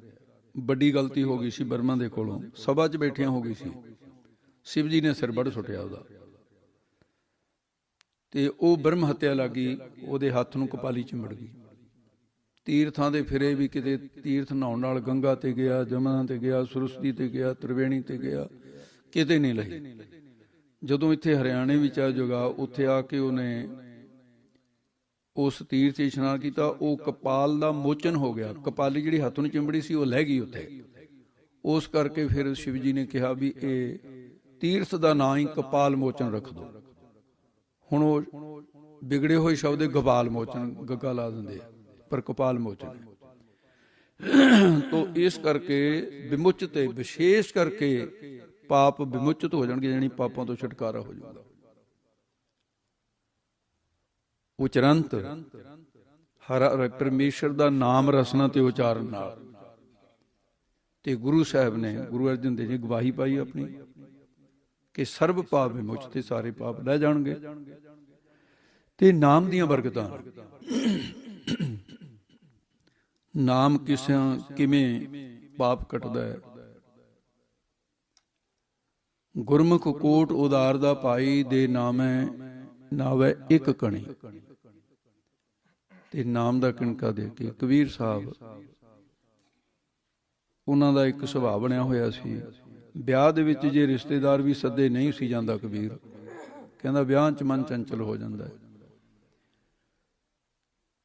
ਤੇ ਸੰਸਕਾਰ ਕਰਾਉਣ ਵਾਸਤੇ ਬੜੀਆਂ ਦੇ 'ਚ ਚਾਹੇ ਦੁਸ਼ਮਣ ਮਰ ਜਾਵੇ ਕਬੀਰ ਦਾ, ਕਬੀਰ ਸਾਹਮਣੇ ਨਾਲ ਹੁੰਦਾ ਸੀ।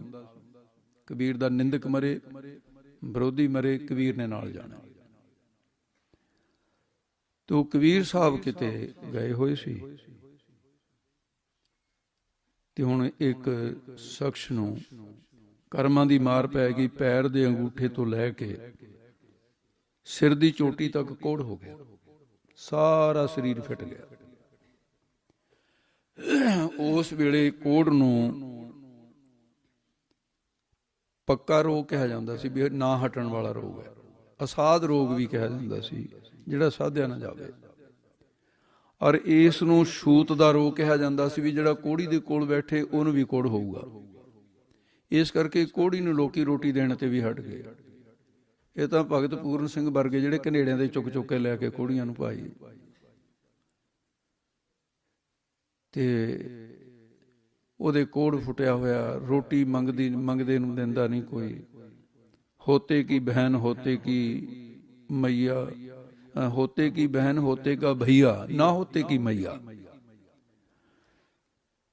ਤੇ ਕੁਛ ਕੋਲ ਹੋਵੇ ਭਰਾ ਹੈ, ਭੈਣ ਹੈ, ਪਰ ਮਾਂ ਦਾ ਰਿਸ਼ਤਾ ਇਹੋ ਜਿਹਾ ਵੀ ਕੁਛ ਵੀ ਨਾ ਹੋਵੇ ਕੋਲ, ਮਾਂ ਤਾਂ ਵੀ ਪੁੱਤ ਦਾ ਸਾਥ ਦਿੰਦੀ ਹੈ, ਧੀ ਦਾ ਸਾਥ ਦਿੰਦੀ ਹੈ। ਤੇ ਪਰ ਇਸ ਨੂੰ ਮਾਂ ਪਿਓ ਹੈ ਨਹੀਂ, ਭੈਣ ਭਰਾਵਾਂ ਨੇ ਘਰ ਤੇ ਰੋਟੀ ਤੋਂ ਇਨਕਾਰ ਕਰਤਾ, ਭੁੱਖਾ ਮਰਨ ਲੱਗਿਆ। ਤੇ ਜਦੋਂ ਘਰ ਤੋਂ ਰੋਟੀ ਵੀ ਨਹੀਂ ਮਿਲ ਰਹੀ ਹੈਗੀ, ਜਾਵੇ ਕਿੱਥੇ ਹੁਣ। ਤੁਰਿਆ ਜਾਂਦਾ ਜਾਂਦਾ ਕਹਿਣ ਲੱਗਾ ਵੀ ਇਹਦੇ ਨਾਲ ਤਾਂ ਮਰ ਜਾਣਾ ਹੀ ਚੰਗਾ ਹੈ। ਕਾਹਦੀ ਜ਼ਿੰਦਗੀ ਹੈ, ਮੱਖੀਆਂ ਭਿਣਕਦੀਆਂ ਰਹਿੰਦੀਆਂ ਨੇ, ਢਿੱਡੋਂ ਭੁੱਖਾ ਹੈ, ਕੋੜ ਹੈ, ਤੇ ਦੇਖਣ ਵਾਲਾ ਮੇਰੇ ਕੰਨੀ ਮੈਨੂੰ ਦੇਖ ਕੇ ਥੁੱਕ ਕੇ ਜਾਂਦਾ ਕਿ ਮੁਸਕ ਆਉਂਦਾ, ਕੋੜੀ ਹੈ। ਇੱਕ ਮਨੁੱਖ ਦਾ ਇਹ ਹਾਲ। ਉੱਥੇ ਕੋਈ ਸਤਸੰਗੀ ਮਿਲ ਗਿਆ, ਉਹ ਕਹਿੰਦੇ ਭਾਈ ਤੂੰ ਇਉਂ ਕਰ ਵੀ ਭਗਤ ਕਬੀਰ ਜੀ ਦੇ ਘਰ ਚਲਿਆ ਜਾ, ਵੀ ਜੇ ਉਹ ਮਿਹਰਬਾਨ ਹੋ ਗਏ ਵੀ ਤੇਰਾ ਕੋੜ ਹਟਾ ਦੇਣਗੇ। ਕਹਿੰਦਾ ਇਹ ਕਿਸ ਤਰ੍ਹਾਂ? ਕਹਿੰਦੇ ਹਾਂ। ਤੇ ਉਹ ਸਾਧ ਸਿੰਘ ਜੀ ਉੱਥੋਂ ਹੌਲੀ ਹੌਲੀ ਚਾਦਰ ਦੀ ਬੁੱਕਲ ਮਾਰੀ ਹੋਈ ਹੈ, ਮੱਖੀਆਂ ਤਾਂ ਫਿਰ ਵੀ ਚਿੰਬੜਦੀਆਂ ਹੀ ਨੇ, ਤੇ ਕਿਤੇ ਕਿਤੇ ਉਹ ਚਾਦਰ ਨੂੰ ਲਹੂ ਪੀਕ ਦੇ ਦਾਗ ਜੇ ਲੱਗੇ ਹੋਏ ਆ। ਤੁਰਿਆ ਜਾ ਰਿਹਾ, ਦੇਖਣ ਵਾਲੇ ਨਫ਼ਰਤ ਕਰਦੇ ਆ, ਕਿੱਧਰ ਨੂੰ ਕਿਹੋ ਜਿਹਾ ਬੰਦਾ ਆ ਗਿਆ ਸਾਡੀ ਗਲੀ ਵਿੱਚ। ਪੁੱਛਦਾ ਪੁਛਾਉਂਦਾ ਕਬੀਰ ਦੇ ਘਰ ਪਹੁੰਚ ਗਿਆ। ਆਵਾਜ਼ ਦਿੱਤੀ, ਭਗਤ ਜੀ। ਲੋਈ ਨਿਕਲੀ। ਕਹਿਣ ਲੱਗੀ, ਭਾਈ ਭਗਤ ਜੀ ਤਾਂ ਹੈ ਨਹੀਂ, ਪਰ ਤੂੰ ਆ ਜਾ, ਬੈਠ। ਕਹਿੰਦਾ ਹੱਦ ਹੋ ਗਈ, ਪਿੰਡ 'ਚ ਕਦੇ ਰੋਟੀ ਨਹੀਂ ਸੀ ਦਿੰਦਾ, ਇਹ ਮਾਈ ਕਹਿੰਦੀ ਆ ਵੀ ਆ ਜਾ, ਬਹਿ ਜਾ। ਕਹਿੰਦਾ ਮਾਈ ਬੈਠਣ ਜੋਗਾ ਤਾਂ ਮੈਂ ਹੈ ਹੀ ਨਹੀਂ, ਵੀ ਤੂੰ ਇਹ ਦੱਸ ਵੀ ਕਬੀਰ ਸਾਹਿਬ।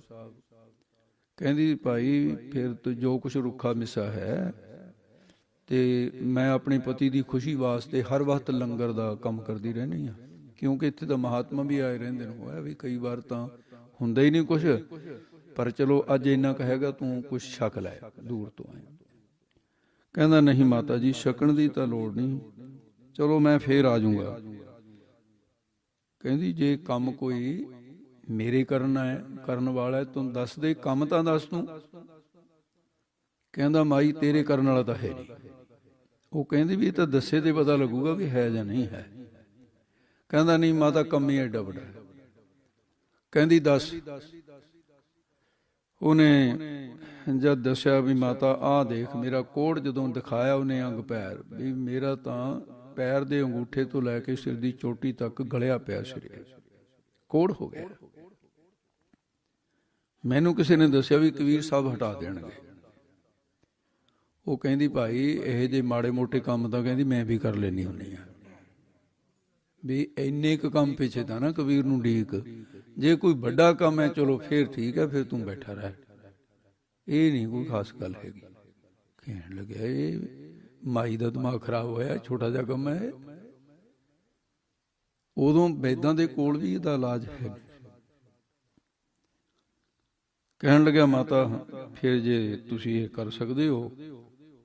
ਕਹਿੰਦੀ ਹਾਂ ਵੀ ਹੈ ਤਾਂ ਕਿਰਪਾ ਤਾਂ ਮੇਰੇ ਪਤੀ ਦੀ ਹੋਈ ਹੈ, ਮੈਂ ਤਾਂ ਉਹਦੇ ਚਰਨਾਂ ਦੀ ਦਾਸੀ ਹਾਂ, ਸੇਵਾ ਕਰਦੀ ਰਹਿਣੀ ਆ, ਤੇ ਨਿੱਕੇ ਮੋਟੇ ਕੰਮ ਕਰਨ ਦੀ ਮੈਨੂੰ ਵੀ ਉਹਨਾਂ ਨੇ ਬਰਕਤ ਦੇ ਦਿੱਤੀ ਹੈ। ਤੇ ਕਹਿੰਦੀ ਬਹਿ ਜਾ। ਤੇ ਮਾਤਾ ਨੇ ਕਹਿਣ ਲੱਗੀ ਇਸ ਤਰ੍ਹਾਂ ਕਰ, ਨੇਤਰ ਬੰਦ ਕਰ ਲੈ, ਤੇ ਉਹ ਪਰਮ ਪਿਤਾ ਪਰਮਾਤਮਾ ਨੂੰ ਮੈਂ ਮੂਹਰੇ ਕਹੂੰਗੀ ਤੇ ਤੂੰ ਪਿੱਛੇ ਬੋਲੀ। ਕਹਿੰਦੀ ਠੀਕ ਹੈ। ਉਹਨੂੰ ਕੋੜੀ ਨੂੰ ਮਾਤਾ ਨੇ ਕਿਹਾ, ਲੋਈ ਨੇ ਕਹਿੰਦੀ ਕਹਿ ਰਾਮ ਜੀ, ਰਾਮ। ਫੇਰ ਕਹਿ ਰਾਮ ਜੀ, ਰਾਮ। ਤੀਸਰੀ ਵਾਰ ਫਿਰ ਕਹਿ ਦੇ ਰਾਮ, ਕਹਿੰਦਾ ਰਾਮ। ਤੇ ਉਹ ਕਹਿਣ ਲੱਗਿਆ ਬੜੀ ਅਚਰਜ ਬਾਤ ਹੈ ਵੀ ਉਹ ਕੰਚਨ ਵਰਗੀ ਦੇਹ ਹੋ ਗਈ, ਇਹ ਗੱਲ ਕੀ ਬਣੀ ਹੈ। ਸਾਰਾ ਉੱਠ ਕੇ ਤਾਂ ਚਾਦਰ ਮਾਰੀ ਭਗਾ ਕੇ ਸੜੀ ਵੀ, ਕਹਿੰਦਾ ਨਹਾ ਨੂੰ ਕੇ ਹੁਣ ਕੱਪੜੇ ਹੋਰ ਪਾਉਣੇ ਆ, ਤੇ ਵਧੀਆ ਐਨ ਤੁਰਨ ਫਿਰਨ ਲੱਗ ਗਿਆ। ਠੀਕ ਹੈ ਸਾਰਾ। ਉਹਨੇ ਕਿਹਾ ਵੀ ਲੋਕਾਂ 'ਚ ਰੌਲਾ ਪਾਉਂਦਾ ਫਿਰਦਾ, ਧੰਨ ਕਬੀਰ ਧੰਨ ਕਬੀਰ, ਉਹ ਲੋਕੋ ਮੇਰਾ ਕੋੜ ਹਟਾਤਾ ਕਬੀਰ ਨੇ। ਤੇ ਜਿਹੜਾ ਵੀ ਸੁਣਦਾ ਕਹਿੰਦੇ ਹੈ, ਕਹਿੰਦਾ ਹਾਂ ਮੈਂ ਤਾਂ ਕੋੜੀ ਹੁੰਦਾ ਸੀ, ਉਹੀ ਕੋੜੀਆਂ ਇੱਥੇ ਫਿਰਦਾ ਸੀ। ਤੁਰਿਆ ਜਾਂਦਾ ਹੈ ਧੰਨ ਕਬੀਰ ਧੰਨ ਕਬੀਰ, ਮੂਹਰੇ ਮਿਲ ਗਿਆ ਕਬੀਰ। ਜਦ ਉਹਨੇ ਕਿਹਾ ਧੰਨ ਕਬੀਰ, ਕਬੀਰ ਸਾਹਿਬ ਕਹਿੰਦੇ ਤੈਨੂੰ ਕੀ ਦੇਤਾ ਕਬੀਰ ਨੇ। ਕਹਿੰਦਾ ਭਾਈ, ਕਹਿੰਦਾ ਕੀ ਨਹੀਂ ਦੇਤਾ, ਮੈਨੂੰ ਤਾਂ ਨਵਾਂ ਜੀਵਨ ਦੇਤਾ ਕਬੀਰ ਨੇ। ਉਹ ਜਾਣਦਾ ਵੀ ਨਹੀਂ ਕਬੀਰ ਨੂੰ ਕੌਣ ਹੈ। ਕਹਿੰਦਾ ਕੀ ਦੇਤਾ ਤੈਨੂੰ ਨਵਾਂ ਜੀਵਨ। ਕਹਿੰਦਾ ਜੀ ਕਬੀਰ ਤਾਂ ਮੈਨੂੰ ਮਿਲਿਆ ਨਹੀਂ, ਕਿਤੇ ਗਿਆ ਹੋਇਆ ਸੀ, ਤੇ ਮੈਂ ਘਰ ਗਿਆ ਸੀ, ਮੈਨੂੰ ਤਾਂ ਕੋੜ ਹੋਇਆ ਸੀ, ਤੇ ਉਹਨਾਂ ਦੇ ਘਰੋਂ ਬੀਬੀ ਨੇ ਵੀ ਕਹਿੰਦੀ ਆ ਛੋਟੇ ਮੋਟੇ ਕੰਮ ਤਾਂ ਮੈਂ ਵੀ ਕਰ ਦਿੰਦੀ ਹਾਂ, ਉਹਨਾਂ ਦੇ ਚਰਨਾਂ ਦੀ ਸੇਵਾ ਕਰਨ ਵਾਲੀ ਹੈ, ਇਹ ਕੋੜ ਤੇਰਾ ਮੈਂ ਹਟਾ ਦੇਣੀ। ਕਹਿੰਦੇ ਫਿਰ ਤੇ ਕੀ ਕਿਸ ਤਰ੍ਹਾਂ ਹਟਾਇਆ ਕੋੜ। ਕਹਿੰਦੇ ਜੀ ਮੈਨੂੰ ਕਹਿੰਦੀ ਆਰਾਮ ਕਹਿ, ਮੈਂ ਕਹਿ ਦਿੱਤਾ। ਫੇਰ ਕਹਿੰਦੀ ਰਾਮ ਕਹਿ, 3 ਵਾਰੀ ਕਹਾਇਆ, 3 ਵਾਰੀ ਕਹਾ ਕੇ ਜੀ ਬਸ ਉਹਦਾ ਟਾਈਮ ਹੀ ਕੁਛ ਨਹੀਂ ਲੱਗਿਆ ਜੀ। 3 ਵਾਰੀ ਕਹਿੰਦੇ 3 ਵਾਰ ਕਹਾਇਆ ਸੀ, 3 ਵਾਰ ਕਹਾ। ਕਹਿੰਦੇ ਜਾ ਹੁਣ ਤੂੰ ਤਾਂ ਜਾ, ਤੇਰਾ ਤਾਂ ਕੰਮ ਨਿਬੜ ਗਿਆ। ਕਹਿੰਦੇ ਤੂੰ ਕੌਣ ਹੈ ਜਿਹੜਾ ਐਂ ਬੋਲਦਾ। ਕਹਿੰਦਾ ਮੈਂ ਕਬੀਰ ਹੈ। ਪੈਰਾਂ 'ਚ ਡਿੱਗਿਆ। ਕਹਿੰਦੇ ਜ਼ੁਬਾਨ ਬੰਦ ਕਰ ਲੈ, ਜੇ ਜਸ ਕਰਨਾ ਮੇਰੇ ਰਾਮ ਦਾ ਕਰ, ਜੇ ਧੰਨ ਕਹਿਣਾ ਪਰਮਾਤਮਾ ਨੂੰ ਕਹਿ, ਕਬੀਰ ਨੂੰ ਨਾ ਕਹਿ। ਮੈਂ ਕੌਣ ਹੈ, ਮੇਰੇ ਵਰਗੇ ਅਨੇਕਾਂ ਰੁਲਦੇ ਫਿਰਦੇ। ਚਲੋ ਜੀ ਕਬੀਰ ਸਾਹਿਬ ਗਏ, ਜਾ ਕੇ ਚੌਂਕੜਾ ਮਾਰ ਕੇ ਬੈਠ ਕੇ। ਲੋਈ ਦਾ ਇੱਕ ਨਿਯਮ ਸੀ ਵੀ ਜਦੋਂ ਪਤੀ ਨੇ ਆਉਣਾ ਉਹਦੇ ਪੈਰਾਂ ਤੇ ਮੱਥਾ ਟੇਕਣਾ ਪਹਿਲਾਂ। ਤੇ ਹੁਣ ਵਾਲੀਆਂ ਬੀਬੀਆਂ ਨੂੰ ਤਾਂ ਮਾਫਕ ਨਹੀਂ ਹੈ ਇਹ ਗੱਲ, ਇਹ ਪਿਛਲੀਆਂ ਨੂੰ ਪੁਰਾਣੀਆਂ ਨੂੰ ਹੈਗੀ ਸੀ। ਕੋਈ ਕੋਈ ਹੋਊਗੀ ਬੀਬੀ ਜਿਹੜੀ ਹੈ, ਨਹੀਂ ਤਾਂ ਹੁਣ ਤਾਂ ਕੰਮ ਜਿਹੜਾ ਵਾਢਾ ਧਰ ਕੇ ਵਿਗੜਿਆ, ਬੀਬੀਆਂ ਕਿਤੇ ਗੁੱਸੇ ਵੀ ਨਾ ਹੋ ਜਾਣ। ਤੇ ਉਹ ਪਤੀ ਦੀ ਭਾਵਨਾ ਵਾਲੀ ਕਿਤੇ ਇਹ ਕਿਤੇ ਉਹ ਪ੍ਰਕਰਨ ਮੈਂ ਤੁਹਾਨੂੰ ਆਉਂਦੇ ਸਮੇਂ ਦੇ ਵਿੱਚ ਕਿਤੇ ਮਹਾਰਾਜ ਨੇ ਕਿਰਪਾ ਕੀਤੀ, ਟੋਰਾਂਟੋ ਤੋਂ ਮੈਨੂੰ ਸੰਸਕਾਰ ਪਾ ਕੇ ਭੇਜਿਆ। ਕਹਿੰਦੇ ਜਿਹੜੇ ਪਤੀ ਪਤਨੀ ਦੇ ਰਿਸ਼ਤੇ ਟੁੱਟਦੇ ਜਾ ਰਹੇ ਹਨ, ਅੱਜ ਡਿਵੋਰਸ ਹੋ ਰਹੇ ਹੈ, ਇਸ ਪ੍ਰਕਰਨ ਦੀ ਕਥਾ ਚਾਹੀਦੀ ਹੈ। ਮੈਂ ਕਿਹਾ ਭਾਈ ਗੁਰਦਾਸ ਨੇ ਬਹੁਤ ਵਧੀਆ ਕੀਤੀ ਹੋਈ ਹੈ, ਉਹ ਸ਼ਬਦਾਂ ਦੀ ਹੋ ਜੂ ਕਥਾ, ਕੋਈ ਨਹੀਂ। ਤੇ ਕਬੀਰ ਦੇ ਚਰਨਾਂ ਤੇ ਮੱਥਾ ਟੇਕਣ ਵਾਸਤੇ ਜਦੋਂ ਲੋਈ ਆਈ, ਕਬੀਰ ਨੇ ਮੂੰਹ ਦੂਏ ਪਾਸੇ ਨੂੰ ਕਰ ਲਿਆ। ਲੋਈ ਸੋਚਦੀ ਹੈ ਵੀ ਇਹ ਕੀ ਬਣਿਆ, ਮੇਰੇ ਪਤੀ ਨੇ ਤਾਂ ਕਦੇ ਮੂੰਹ ਮੋੜਿਆ ਹੀ ਨਹੀਂ ਸੀ ਮੇਰੇ ਕਨੀ, ਤੇ ਉਹ ਦੂਜੇ ਪਾਸੇ ਨੂੰ ਹੋਈ, ਉਹਨੇ ਦੂਜੇ ਪਾਸੇ ਨੂੰ ਕਰ ਲਿਆ। ਉਹਨੇ ਕਿਹਾ ਹੱਦ ਹੋ ਗਈ, ਉਮਰਾਂ ਲੰਘ ਗਈਆਂ ਮੈਨੂੰ ਵਿਆਹੀ ਨੂੰ, ਵੀ ਪਤੀ ਨਹੀਂ ਸੀ ਕਦੇ ਰੁੱਸਿਆ। ਮੈਂ ਤਾਂ ਜਾਣਦੀ ਹੋ ਨਹੀਂ ਸੀ ਵੀ ਕਦੇ ਕਬੀਰ ਵੀ ਰੁੱਸ ਸਕਦਾ। ਜਵਾਕ ਰੁੱਸ ਜਾਇਆ ਤਾਂ ਮੇਰਾ ਪਤੀ ਰੁੱਸ ਗਿਆ, ਮੇਰਾ ਤਾਂ ਰੱਬ ਰੁੱਸ ਗਿਆ। ਲੋਈ ਪਿੱਠ ਪਿੱਛੇ ਖੜੀ ਕਹਿੰਦੀ ਹੈ, ਕਹਿੰਦੀ ਹੇ ਪਤੀ, ਵੀ ਮੈਂ 2 ਵਾਰੀ ਯਤਨ ਕੀਤਾ ਹੈ ਤੁਹਾਡੇ ਅੱਗੇ ਆਉਣ, ਮੈਂ ਤਾਂ ਕਿਤੇ ਸੁਭਾਵ ਕੇ ਬੈਠਿਆ, ਤੁਸੀਂ ਤਾਂ ਸੱਚੀ ਮੇਰੇ ਕਨੀ ਦੇ ਮੂੰਹ ਮੋੜ ਲਿਆ। ਕਹਿੰਦੇ ਹਾਂ ਤੇਰੇ ਕਨੀ ਤੇ ਮੂੰਹ ਮੋੜ ਲਿਆ। ਕੁਛ ਪਤੀ ਪਤਨੀ ਦੀ ਲੜਾਈ ਵਿੱਚ ਵੀ ਰਸ ਹੈ, ਪਿਆਰ ਵੱਧ ਹੈ। ਪਤੀ ਪਤਨੀ ਦੀ ਲੜਾਈ ਐਸੀ ਹੈ ਕਈਆਂ ਦਾ ਪਿਆਰ ਵੀ ਐਸਾ ਤੇ ਉਹਦੇ ਵਿੱਚ ਵੀ ਨਫ਼ਰਤ ਹੈ। ਕਬੀਰ ਤੇ ਲੋਈ ਦੀ ਇਸ ਮਿੱਠੀ ਲੜਾਈ ਵਿੱਚ ਵੀ ਇੱਕ ਰਸ ਹੈ। ਪਿੱਛੇ ਖੜੀ ਕਹਿਣ ਲੱਗੀ ਹੈ, ਕਹਿੰਦੀ ਹੇ ਮੇਰੇ ਪਤੀ, ਵੀ ਕੰਸੀ ਦੇ ਵਿਚਾਰ ਹੈ ਨਾ। ਕਹਿੰਦੇ ਹਾਂ। ਕਹਿੰਦੇ ਇਹਦੇ ਹੇਠ ਮੇਰਾ ਸਿਰ ਦੇ ਦੇ, ਇੱਕ ਵਾਰੀ ਹੈ ਨਹੀਂ ਕਹੂੰ, ਪਰ ਤੇਰੀ ਪਿੱਠ ਨਹੀਂ ਬਰਦਾਸ਼ਤ ਹੋਣੀ। ਹਾਂ ਬਾਰੀ ਮੁਖ ਫੇਰ ਪਿਆਰੀ, ਤੂੰ ਇੱਕ ਵਾਰੀ ਮੂੰਹ ਤਾਂ ਕਰ ਮੇਰੇ ਘਰ। ਬਾਅਦ ਚ ਕਬੀਰ ਨੇ ਤਾਂ ਫਿਰ ਸ਼ਬਦ ਚ ਕਹਿਣਾ, ਕਰਬਤ ਭਲਾ ਨਾ ਕਰਬਟ ਤੇਰੀ, ਲੱਗ ਗਲੇ ਸੁਣ ਬੇਨਤੀ ਮੇਰੀ। ਹਾਂ ਬਾਰੀ ਮੁਖ ਫੇਰ ਪਿਆਰੇ, ਕਰਬਟ ਦੇ ਮੁਖ ਕਾਹੇ ਕੋ ਮਾਰੇ। ਕਿਉਂ ਮਾਰਦਾ ਮੈਨੂੰ ਜਿਉਂਦੀ ਨੂੰ, ਜੇ ਮੇਰੇ ਤੋਂ ਗਲਤੀ ਹੋ ਗਈ ਮਾਫ ਕਰ ਦੇ। ਕਹਿਣ ਲੱਗਾ ਗਲਤੀ ਵੱਡੀ ਹੈ। ਕਹਿੰਦੀ ਜੀ ਭੁੱਲਣ ਹਾਰ, ਗਲਤੀ ਵੱਡੀ ਹੈ, ਡੰਨ ਦੇ ਦੇ, ਪਿੱਠ ਨਾ ਕਰ। ਪਤੀ ਦੀ ਪਿੱਠ ਕੀਤੀ ਹੈ, ਬਰਦਾਸ਼ਤ ਨਹੀਂ ਹੋ ਰਹੀ ਪਤਨੀ ਤੋਂ। ਆਰਾ ਸਵੀਕਾਰ ਹੈ ਵੀ 2 ਫਾੜੇ ਕਰ ਦਿਓ ਮੈਨੂੰ, ਸਵੀਕਾਰ ਹੈ। ਪਤੀ ਦੀ ਨਾਰਾਜ਼ਗੀ ਸਵੀਕਾਰ ਨਹੀਂ। ਇਹ ਹੈ ਪਤੀ ਪਤਨੀ ਦਾ ਰਿਸ਼ਤਾ। ਕਹਿੰਦੀ ਜੀ ਦੱਸੋ ਕੀ ਹੋਇਆ। ਕਹਿੰਦਾ ਕੋੜੀ ਆਇਆ ਸੀ। ਕਹਿੰਦੀ ਜੀ ਤੇ ਆਇਆ ਸੀ। ਅੱਛਾ, ਤੇ ਉਹਦਾ ਕੋੜ ਹਟਾਇਆ। ਮੈਂ ਇਸ ਗੱਲ ਤੇ ਨਾਰਾਜ਼ ਨਹੀਂ ਵੀ ਕੋੜ ਕਿਉਂ ਹਟਾਇਆ, ਮੈਂ ਖੁਸ਼ ਹਾਂ, ਲੇਕਿਨ ਨਾਰਾਜ਼ ਇਸ ਗੱਲ ਤੇ ਹੈ। ਬਾਬਾ ਜੀ ਬਾਜਾ ਵਜਾ ਦੋ ਥੋੜਾ ਜਿਹਾ, ਮੇਰਾ ਜੀ ਕਰਿਆ ਧਾਰਨਾ ਪੜਦੇ ਹਾਂ। ਰਾਮ ਪਿਆਰੀਏ ਲੋਈਏ, ਤੈਂ ਤਾਂ ਰਾਮ ਸਬਲੜਾ ਲਾਇਆ। ਰਾਮ ਪਿਆਰੀਏ ਲੋਈਏ, ਤੈਂ ਰਾਮ ਸਬਲੜਾ ਲਾਇਆ। ਬੋਲੋ ਭਾਈ ਪਿਆਰੀਏ ਲੋਈਏ, ਤੈਂ ਰਾਮ ਸਬਲੜਾ ਲਾਇਆ। ਰਾਮ ਪਿਆਰੀਏ ਲੋਈਏ, ਤੈਂ ਰਾਮ ਸਬਲੜਾ ਲਾਇਆ। ਰਾਮ ਪਿਆਰੀਏ ਲੋਈਏ, ਤੈਂ ਰਾਮ ਸਬਲੜਾ ਲਾਇਆ। ਰਾਮ ਪਿਆਰੀਏ ਲੋਈਏ, ਤੈਂ ਰਾਮ ਸਬਲੜਾ ਲਾਇਆ। ਪਿਆਰੀਏ ਲੋਈਏ, ਤੈਂ ਰਾਮ ਸਬਲੜਾ। ਰਾਮ ਪਿਆਰੀਏ ਲੋਈਏ, ਤੈਂ ਰਾਮ ਸਬਲੜਾ ਲਾਇਆ। 3 ਵਾਰੀ ਰਾਮ ਕਹਾ ਕੇ ਕੋੜੀ ਦਾ ਕੋੜ ਹਟਾਇਆ। 3 ਵਾਰੀ ਰਾਮ ਕਹਾ ਕੇ ਕੋੜੀ ਦਾ ਕੋੜ ਹਟਾਇਆ। 3 ਵਾਰੀ ਰਾਮ ਕਹਾ ਕੇ ਤੈਂ ਕੋੜੀ ਦਾ ਕੋੜ ਹਟਾਇਆ। 3 ਵਾਰੀ ਰਾਮ ਕਹਾ ਕੇ ਤੈਂ ਕੋੜੀ ਦਾ ਕੋੜ ਹਟਾਇਆ। 3 ਵਾਰੀ ਰਾਮ ਕਹਾ ਕੇ ਕੋੜੀ ਦਾ ਕੋੜ। ਤਿੰਨ ਵਾਰੀ ਰਾਮ ਕਹਾ ਕੇ ਕੋੜੀ ਦਾ ਕੋੜ ਹਟਾਇਆ। ਤਿੰਨ ਵਾਰੀ ਰਾਮ ਕਹਾ ਕੇ ਕੋੜੀ ਦਾ ਕੋੜ ਹਟਾਇਆ। ਤਿੰਨ ਵਾਰੀ ਰਾਮ ਕਹਾ ਕੇ ਕੋੜੀ ਦਾ ਕੋੜ ਹਟਾਇਆ। ਰਾਮ ਪਿਆਰੀਏ ਲੋਈਏ ਤੈਂ ਤਾਂ ਰਾਮ ਸਵਲੜਾ ਲਾਇਆ। ਰਾਮ ਪਿਆਰੀਏ ਲੋਈਏ ਤੈਂ ਰਾਮ ਸਵਲੜਾ ਲਾਇਆ। ਪਿਆਰੀਏ ਲੋਈਏ ਤੈਂ ਰਾਮ ਸਵਲੜਾ ਲਾਇਆ। ਰਾਮ ਪਿਆਰੀਏ ਲੋਈਏ ਤੈਂ ਰਾਮ ਸਵਲੜਾ ਲਾਇਆ। ਕਹਿੰਦੇ ਆਹ ਨਾਰਾਜ਼ਗੀ ਹੈ ਵੀ ਇੰਨਾ ਸਸਤਾ, ਤੈਨੂੰ ਰਾਮ ਤੇ ਭਰੋਸਾ ਨਹੀਂ ਰਿਹਾ ਵੀ ਇੱਕ ਵਾਰੀ ਨਾਲ ਕੋੜ ਨਹੀਂ ਛੱਡ ਸਕਦਾ। ਕਹਿਣ ਲੱਗੀ ਪਤੀ ਜੀ ਇੱਕ ਵਾਰੀ ਨਾਲੇ ਹਟਾਇਆ। ਕਹਿੰਦੇ ਉਹ ਮੈਨੂੰ ਰਸਤੇ 'ਚ ਮਿਲਿਆ, ਕਹਿੰਦਾ 3 ਵਾਰੀ ਕਹਾਇਆ। ਕਹਿੰਦੀ ਕਹਾਇਆ 3 ਵਾਰੀ ਹੈ, ਕੋੜ ਤਾਂ ਇੱਕ ਵਾਰੀ 'ਚ ਹੀ ਹਟ ਗਿਆ ਸੀ। ਫਿਰ ਕਬੀਰ ਨੇ ਮੂੰਹ ਇੱਧਰ ਨੂੰ ਕਰ ਲਿਆ ਆਪ ਹੀ, ਕਹਿੰਦਾ ਅੱਛਾ ਦੱਸ ਫਿਰ ਉਹ 2 ਵਾਰੀ ਕਾਹਤੇ ਕਹਾਇਆ। ਕਹਿੰਦੀ ਪਤੀ ਮੈਂ ਸੋਚਿਆ ਵੀ ਤੁਹਾਡੇ ਦੁਆਰੇ ਤੇ ਆਇਆ ਵੀ ਇੱਕ ਵਾਰੀ ਕਹਾ ਕਿ ਤਾਂ ਹਟਾਇਆ ਕੋੜ, ਦੂਜੀ ਵਾਰ ਕਹਾ ਕਿ ਜਿਹੜਾ ਕਾਰਨ ਸੀ, ਜਿਹੜਾ ਇਹਦਾ ਕਾਰਨ ਸੀ ਪਾਪ ਕੀਤਾ ਹੋਇਆ ਸੀ ਇਹਨੇ ਕੋਈ, ਉਹ ਪਾਪ ਦੇ ਕਾਰਨ ਇਹ ਕੋੜੀ ਹੋਇਆ ਸੀ।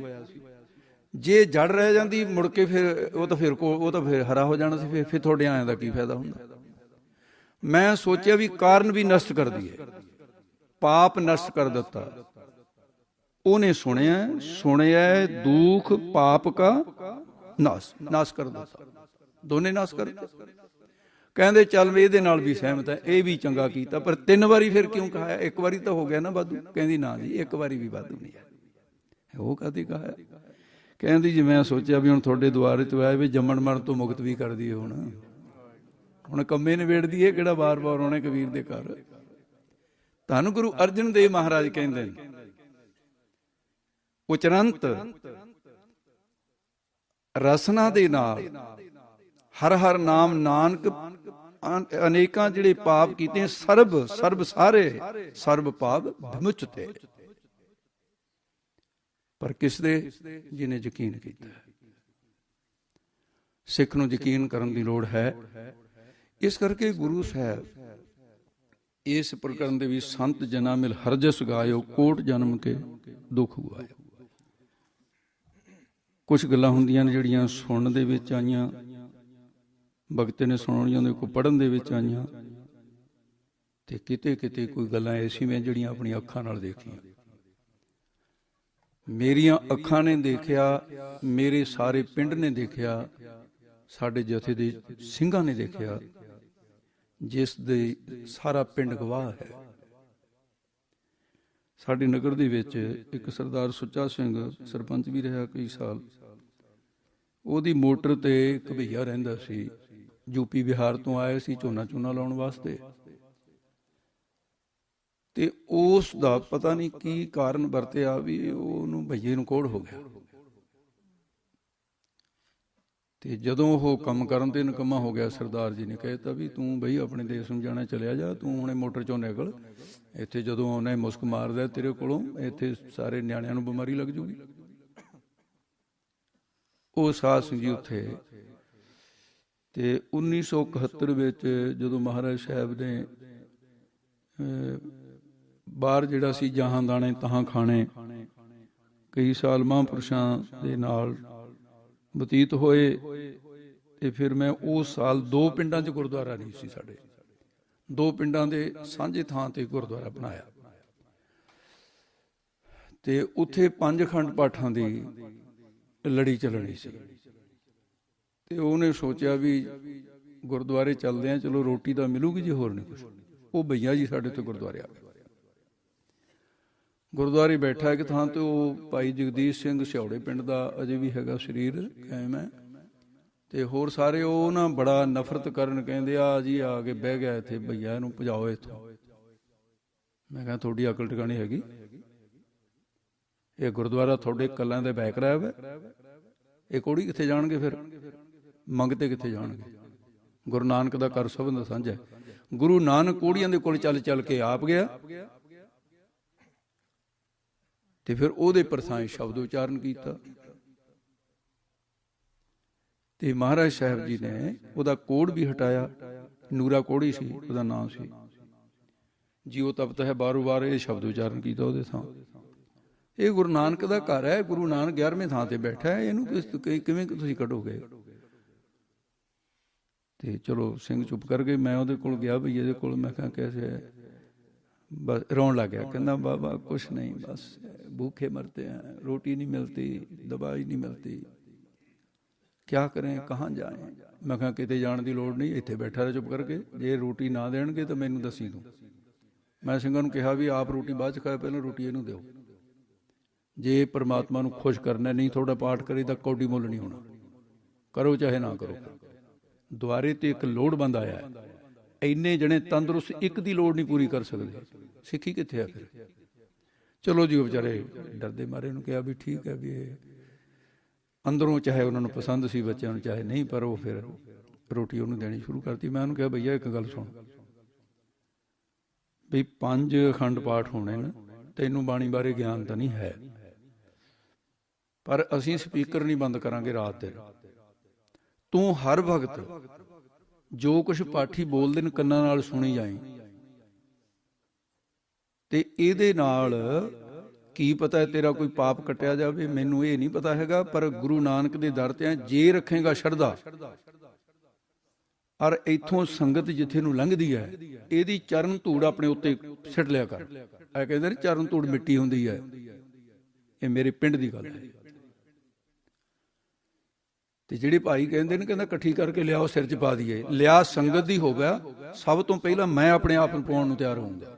ਸੰਗਤ ਦੀ ਧੂੜ ਹੋਵੇ ਲਿਆ ਪਾ ਧਰੀ ਪਈ ਆ ਗੁਰਸਿੱਖਾਂ ਕੀ ਹਰ ਧੂੜ ਦੇ ਹਮ ਪਾਪੀ ਵੀ ਗੱਲ ਪਾਏ। ਮੈਂ ਕਿਹਾ ਵੀ ਇਹ ਕਰ ਲਿਆ ਕਰ। ਕਹਿੰਦਾ ਜੀ ਠੀਕ।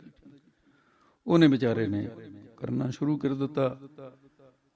ਅਖੰਡ ਪਾਠ ਪਹਿਲਾ ਹੋਇਆ, ਦੂਜਾ ਹੋਇਆ, ਤੀਜਾ ਹੋਇਆ, ਤੇ ਦੇਖ ਲਓ ਟਾਈਮ ਤਾਂ ਲੱਗਣਾ ਸੀ 3 ਦਿਨ ਇੱਕ ਅਖੰਡ ਪਾਠ ਨੂੰ ਲੱਗਦੇ ਆ। 9ਵੇਂ 10ਵੇਂ ਦਿਨ ਉਹਦੇ ਜ਼ਖਮਾਂ ਤੇ ਖਰੀੜ ਆਉਣੇ ਸ਼ੁਰੂ ਹੋ ਗਏ। ਤੁਸੀਂ ਯਕੀਨ ਕਰਿਓ, ਜਿੱਦਣ ਅਖੀਰਲਾ ਅਖੰਡ ਪਾਠ ਦੀ ਅਰਦਾਸ ਹੋਈ ਤੇ ਭਈਆ ਕੰਚਨ ਵਰਗਿਆ ਮੁੜ ਕੇ ਸਰਦਾਰ ਫੇਰ ਕੇ ਕਹਿੰਦਾ ਸੁੱਚਾ ਸਿੰਘ ਆ ਜਾ ਹੁਣ ਤੂੰ ਮੇਰੀ ਮੋਟਰ ਤੇ ਆ ਜਾ। ਕਹਿੰਦਾ ਕਿਉਂਕਿ ਸੰਸਾਰ ਤਾਂ ਹੈ, ਇਹ ਹੁੰਦੇ ਦੇ ਹੀ ਹੈ। ਸੁਖ ਮੇਂ ਆਨ ਬਹੁਤ ਮਿਲ ਬੈਠ ਰਹਿਤ ਚਹੂੰ ਦਿਸ ਘੇਰੇ। ਤੋ ਕਾਰਨ ਕੀ ਹੈ ਵੀ ਜਿਹੜੇ ਦੁੱਖ ਕਰਕੇ, ਜਿਹੜੇ ਪਾਪ ਕਰਕੇ ਉਹਨੂੰ ਦੁੱਖ ਮਿਲਿਆ ਸੀ, ਕਸ਼ਟ, ਉਹ ਗੁਰਬਾਣੀ ਦੇ ਸੁਣ ਸੁਣ ਕੇ ਪ੍ਰੇਮ ਨਾਲ ਸੁਣਿਆ ਉਹਨੇ। ਸਰਬ ਪਾਪ ਵਿਮੁਚਤੇ, ਸਾਰਿਆਂ ਪਾਪਾਂ ਨੂੰ ਸਰਬ ਰਾਉ ਕੋ ਰੋਕ ਕਾ ਔਖਦ ਨਾਮ ਪੁਣਾਈ ਮੰਨਦਾ। ਤੇ ਜਿਹੜੇ ਲੋਕ ਅੱਕ ਜਾਂਦੇ ਜੀ ਮੈਂ ਤਾਂ ਨਾਮ ਵੀ ਜਗ ਕੇ ਦੇਖ ਲਿਆ, ਇਹ ਇਸ ਤਰ੍ਹਾਂ ਦਾ ਸੌਦਾ ਨਹੀਂ ਹੈ। ਇਹ ਬਾਣੀਆਂ ਦੀ ਦੁਕਾਨ ਨਹੀਂ ਵੀ ਪੈਸਾ ਸਟਿਆ ਲਿਆ ਜੀ ਇਹਦੇ ਐਕੜ ਨਹੀਂ। ਇਹ ਸ਼ਰਧਾ ਹੈ, ਕਿੰਨੀ ਕੁ ਸ਼ਰਧਾ ਕੀਤੀ ਹੈ। ਤੇ ਸਤਿਗੁਰੂ ਮਹਾਰਾਜ ਸਾਹਿਬ ਜੀ ਨੇ ਸੰਤ ਜਨਾ ਮਿਲ ਹਰ ਜਸ ਗਾਇਓ, ਕੋਟ ਜਨਮ ਕੇ ਦੁੱਖ ਗਵਾਇਓ। ਤੇ 5 ਮਿੰਟ ਰਹਿੰਦੇ ਨੇ ਬਾਬਾ ਜੀ, ਉਹ ਘੜੀ ਥੋੜੀ ਮੂਹਰੇ ਆ ਕਰੀਬੀ। ਇਸ ਕਰਕੇ ਤੁਸੀਂ ਨਾ ਗੜਬੜ ਕਰੋ ਟਾਈਮ 'ਚ, ਨਾ ਮੈਂ ਕਰੂੰਗਾ।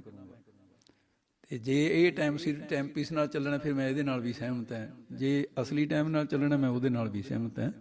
ਕੋਈ ਨਹੀਂ, ਆਪਣੇ ਘਰ ਦੀ ਗੱਲ ਹੈ। ਘਰ ਕੇ ਕੰਮ ਹੈ, ਘਰ ਕੇ ਖੇਤੀ ਕਾਹਰੇ ਮਨ ਕਰੋ ਫੇਤੀ। ਜਦੋਂ ਬਲਦ ਵੀ ਘਰ ਦੇ ਹੋਣ, ਹਲਦ ਵੀ ਘਰ ਦਾ ਹੋਵੇ, ਤੇ ਕਾਮੇ ਵੀ ਘਰ ਦੇ ਹੋਣ, ਫਿਰ ਤਾਂ ਜਦੋਂ ਮਰਜ਼ੀ ਹਲ ਜੋੜ ਲਓ, ਜਦੋਂ ਮਰਜ਼ੀ ਬੰਦ ਕਰ ਲਓ। ਹੁਣ ਜੇ ਹੋਏ ਜੇ ਥਾਂ ਤੇ ਹੋਈਏ ਉੱਥੇ ਤਾਂ ਫਿਰ ਉਕਣੇ ਰੱਖਣਾ ਪੈਂਦਾ ਨਾ। ਨਾਲੇ ਬਾਅਦ ਦੇ ਵਿੱਚ ਜਿਹੜੇ ਸਿੰਘਾਂ ਨੇ ਲੱਗਣਾ ਹੁੰਦਾ ਉਹ ਉਸਲ ਬੱਟੇ ਲੈਣ ਲੱਗ ਜਾਂਦੇ ਨੇ ਵੀ ਹੁਣ ਸਾਰਾ ਹੀ ਜਿਹੜਾ ਹੈ ਵੀ ਝਾੜ ਜਾ ਤਾਂ ਪਹਿਲਾਂ ਹੀ ਝੜ ਗਿਆ, ਹੁਣ ਬਾਕੀ ਪਤਾ ਨਹੀਂ ਕੀ ਇਹ ਟਿੰਡੇ ਰਹਿਣਗੇ। ਹੁਣ ਇੱਥੇ ਤਾਂ ਇਹ ਵੀ ਨਹੀਂ ਹੈ ਗੱਲ ਨਾ, ਇੱਥੇ ਤਾਂ ਸਾਰਾ ਹੀ ਸੁੱਖ ਸਾਂਦ ਹੀ ਹੈ। ਇਹ ਕਰਕੇ ਆਨੰਦ ਹੀ ਲੈਣਾ ਬਾਣੀ ਦਾ, ਉਹ ਆਪਣੇ ਲੈਂਦੇ ਰਹੋ। ਨਾਲੇ ਮਾਇਆ ਕਨੀ ਬਿਰਤੀ ਨਹੀਂ ਜਾਂਦੀ, ਨਾ ਤੁਹਾਡੀ ਜਾਵੇ ਨਾ ਸਾਡੀ ਜਾਵੇ। ਤੋ ਇਸ ਕਰਕੇ ਸਾਧ ਸੰਗਤ ਜੀ ਵੀ ਗੁਰੂ ਕਿਰਪਾ ਕਰੇ। ਤੇ ਬਾਅਦ ਦੇ ਵਿੱਚ ਆਪਾਂ ਛੇਤ ਪੱਖੀ ਜਿਹੜਾ ਇਹਨਾਂ ਨੇ ਬਾਬਾ ਜੀ ਉਹਨਾਂ ਨੇ, ਫਿਰ ਮੈਂ ਉੱਥੇ ਅੱਜ ਕਹਿ ਆਇਆ ਸੀ ਦੂਖਨਬਾਰ ਨੂੰ ਵੀ ਭਾਈ 2 ਥਾਂ ਤਾਂ ਮੈਨੂੰ ਵੀ ਔਖਾ ਵੀ ਉੱਥੇ ਆ ਜਾਓ ਨਾਨਕਸਰ ਜਿਨ੍ਹਾਂ ਨੇ। ਤੇ ਕਈਆਂ ਨੇ ਬਾਹਲਾ ਸਸਤਾ ਜਾ ਵੀ ਐਂ ਭਾਲ ਲਿਆ ਸੌਦਾ, ਫੋਨਾਂ ਤੇ ਦੂਰ ਬੈਠੀ ਸਾਰਨਾ ਚਾਹੁੰਦੇ ਨੇ ਵੀ ਭਾਈ। ਮੈਂ ਉਹਨਾਂ ਨੂੰ ਕਹਿਣਾ, ਉਹਨੇ ਪਹਿਲਾਂ ਆਪਣੇ ਡਾਕਟਰ ਦੀ ਰਾਏ ਲਓ, ਫਿਰ ਉਦੋਂ ਬਾਅਦ ਇਹ ਗੱਲ ਮੇਰੀ ਧਿਆਨ ਰੱਖੋ ਵੀ ਮੈਂ ਤੁਹਾਨੂੰ ਇਹ ਗੱਲ ਨਹੀਂ ਕਹਿ ਰਿਹਾ ਵੀ ਇਉਂ ਕਰੋ। ਮੇਰੇ ਕੋਲ ਕੀ ਅਧਿਕਾਰ ਮੈਂ ਕਹਾਂ ਵੀ ਕਰੋ। ਮੈਂ ਤਾਂ ਇਹ ਕਹਿੰਦਾ ਵੀ ਆਹ ਮੈਂ ਕਰਿਆ, ਇਹਦਾ ਮੈਨੂੰ ਲਾਭ ਆਹ ਹੋਇਆ, ਫਲਾਣੇ ਨੇ ਕੀਤਾ ਉਹਨੂੰ ਲਾਭ ਆਹ ਹੋਇਆ। ਫਿਰ ਇਹਦੇ 'ਚ ਉਹੀ ਗੱਲ ਹੁੰਦੀ ਹੈ ਤੇ ਧੀਏ ਸੁਣ ਨੂੰਹੇ ਕੰਨ ਕਰ। ਹੁੰਦੀ ਤਾਂ ਗੱਲ ਉਹੀ ਹੈ, ਪਰ ਉਹ ਇਹ ਹੈ ਵੀ ਨਾਲੇ ਕਾਨੂੰਨ ਦੀ ਗੱਲ ਰਹਿ ਜੂ ਕਿਤੇ, ਨਾਲੇ ਤੁਸੀਂ ਵੀ ਸੁਣ ਲਓਗੇ। ਆਓ ਗੁਰੂ ਕਿਰਪਾ ਕਰੇ ਵੀ ਨਾਮ ਦੀਆਂ ਐਡੀਆਂ ਬਰਕਤਾਂ ਗੁਰੂ ਸਾਹਿਬ ਕਹਿੰਦੇ ਨੇ। ਸਰਬ ਪਾਪ, ਇਹ ਤੇ ਇੱਕ ਪਾਪ ਤਾਂ ਲਿਖਿਆ ਨਹੀਂ, ਦੋ ਨਹੀਂ ਲਿਖੇ। ਤੇ ਨਾਮ ਹੀ ਕੱਟ ਸਕਦਾ ਹੈ। ਨਾਮ ਦੇ ਵਿੱਚ ਇਹ ਸ਼ਕਤੀ ਹੈ। ਨਹੀਂ ਜਿੰਨੇ ਪਾਪ ਇੱਕ ਜਨਮ ਚ ਕੀਤੇ ਨਾ, ਇੱਕ ਵਿਦਵਾਨ ਕਹਿੰਦਾ ਮੇਰਾ ਹਿਰਦਾ ਕੰਬਦਾ ਹੈ ਵੀ ਜਿਹੜੇ ਮੈਂ ਪਾਪ ਹੁਣ ਤੱਕ ਕੀਤੇ, ਇੱਕ ਇੱਕ ਪਾਪ ਦੀ ਰੱਬਾ ਜੇ ਸਜ਼ਾ ਦੇਣ ਲੱਗਿਆ ਮੇਰੇ ਤੋਂ ਨਹੀਂ ਭੋਗ ਹੋਣੀ। ਮੇਰਾ ਤਾਂ ਹਿਰਦਾ ਕੰਬਦਾ ਆਪਣੀ ਪਾਪ ਦੇਖ ਕੇ। ਤੇ ਲੋਕ ਕਹੇ ਦਰਵੇਸ਼, ਜਿਵੇਂ ਫਰੀਦ ਸਾਹਿਬ ਕਹਿੰਦੇ ਕਾਲੇ ਮਹਿੰਦੇ ਕੱਪੜੇ ਕਾਲਾ ਮਹਿੰਦਾ ਵੇਸ਼, ਗੁਨੀ ਭਰਿਆ ਮੈਂ ਫਿਰਾਂ ਲੋਕ ਕਹੇ ਦਰਵੇਸ਼। ਸੋ ਗੁਰੂ ਕਿਰਪਾ ਕਰੇ ਭਾਈ, ਜ਼ਿੰਦਗੀ ਹੱਥੋਂ ਜਾ ਰਹੀ ਹੈ, ਕਈਆਂ ਦੀ ਖਤਮ ਹੋ ਚੁੱਕੀ ਹੈ, ਕਈਆਂ ਦੇ ਨੇੜੇ ਲੱਗ ਗਈ ਹੈ, ਤੇ ਪਤਾ ਨਹੀਂ ਕਦੋਂ ਬਾਂਦਰ ਦਾ ਰੁੱਸ ਜਾਣਾ। ਫਿਰ ਇਹਨੂੰ ਹੁਣ ਤੁਸੀਂ ਆਪਣਾ ਹੁਣੇ ਹੀ ਆਪਾਂ ਸਾਂਭਦੇ ਰਹੀਏ। ਸਾਸ ਸਾਸ ਸਿਮਰੋ ਗੋਬਿੰਦ। ਕੋਈ ਸਵਾਸ ਬੇਅਰਥ ਨਾ ਜਾਣ ਦੋ, ਗੱਲਾਂ ਘੱਟ ਕਰ ਦੋ, ਫਾਇਦੇ ਚ ਰਹੋਗੇ।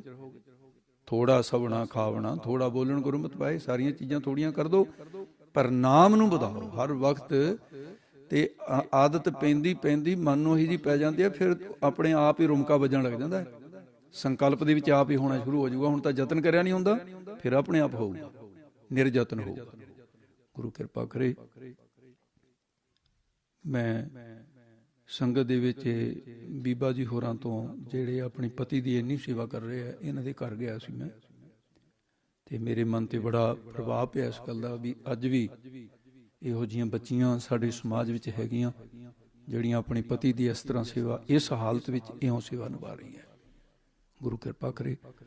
ਮਹਾਰਾਜ ਸਾਹਿਬ ਜੀ ਇਸ ਬੱਚੀ ਦੀ ਭਾਵਨਾ ਨੂੰ, ਇਸ ਬੱਚੀ ਦੀ ਹਿੰਮਤ ਨੂੰ, ਮਹਾਰਾਜ ਸਾਹਿਬ ਜੀ ਇਹਨਾਂ ਦੀ ਭਾਵਨਾ, ਇਹਨਾਂ ਦੀਆਂ ਅਰਦਾਸਾਂ ਸੁਣ ਸਤਿਗੁਰੂ। ਤੇ ਜਿਹੜਾ ਕਸ਼ਟ ਹੈ ਭਾਈ ਸਾਹਿਬ ਨੂੰ, 1 ਸਾਲ ਤੋਂ ਹੀ ਹੋਇਆ, ਪਹਿਲਾਂ ਚੰਗਾ ਭਲਾ ਸੀ, ਬਿਲਕੁਲ ਕੋਈ ਪੂਰਬਲਾ ਕਰਮ ਜਾਗਿਆ। ਸੰਗਤ ਦੇ ਵਿੱਚ ਭਾਈ ਖਟਿਆ ਜਾਂਦਾ ਹੁੰਦਾ ਹੈ। ਗੁਰੂ ਕਿਰਪਾ ਕਰੇ। ਆਓ ਹੁਣ ਇੱਥੇ ਸਮਾਪਤੀ ਹੈ। ਭੁੱਲਾਂ ਚੁੱਕਾਂ ਦੀ ਖਿਮਾ ਕਰਨੀ। ਵਾਹਿਗੁਰੂ ਜੀ ਕਾ ਖਾਲਸਾ।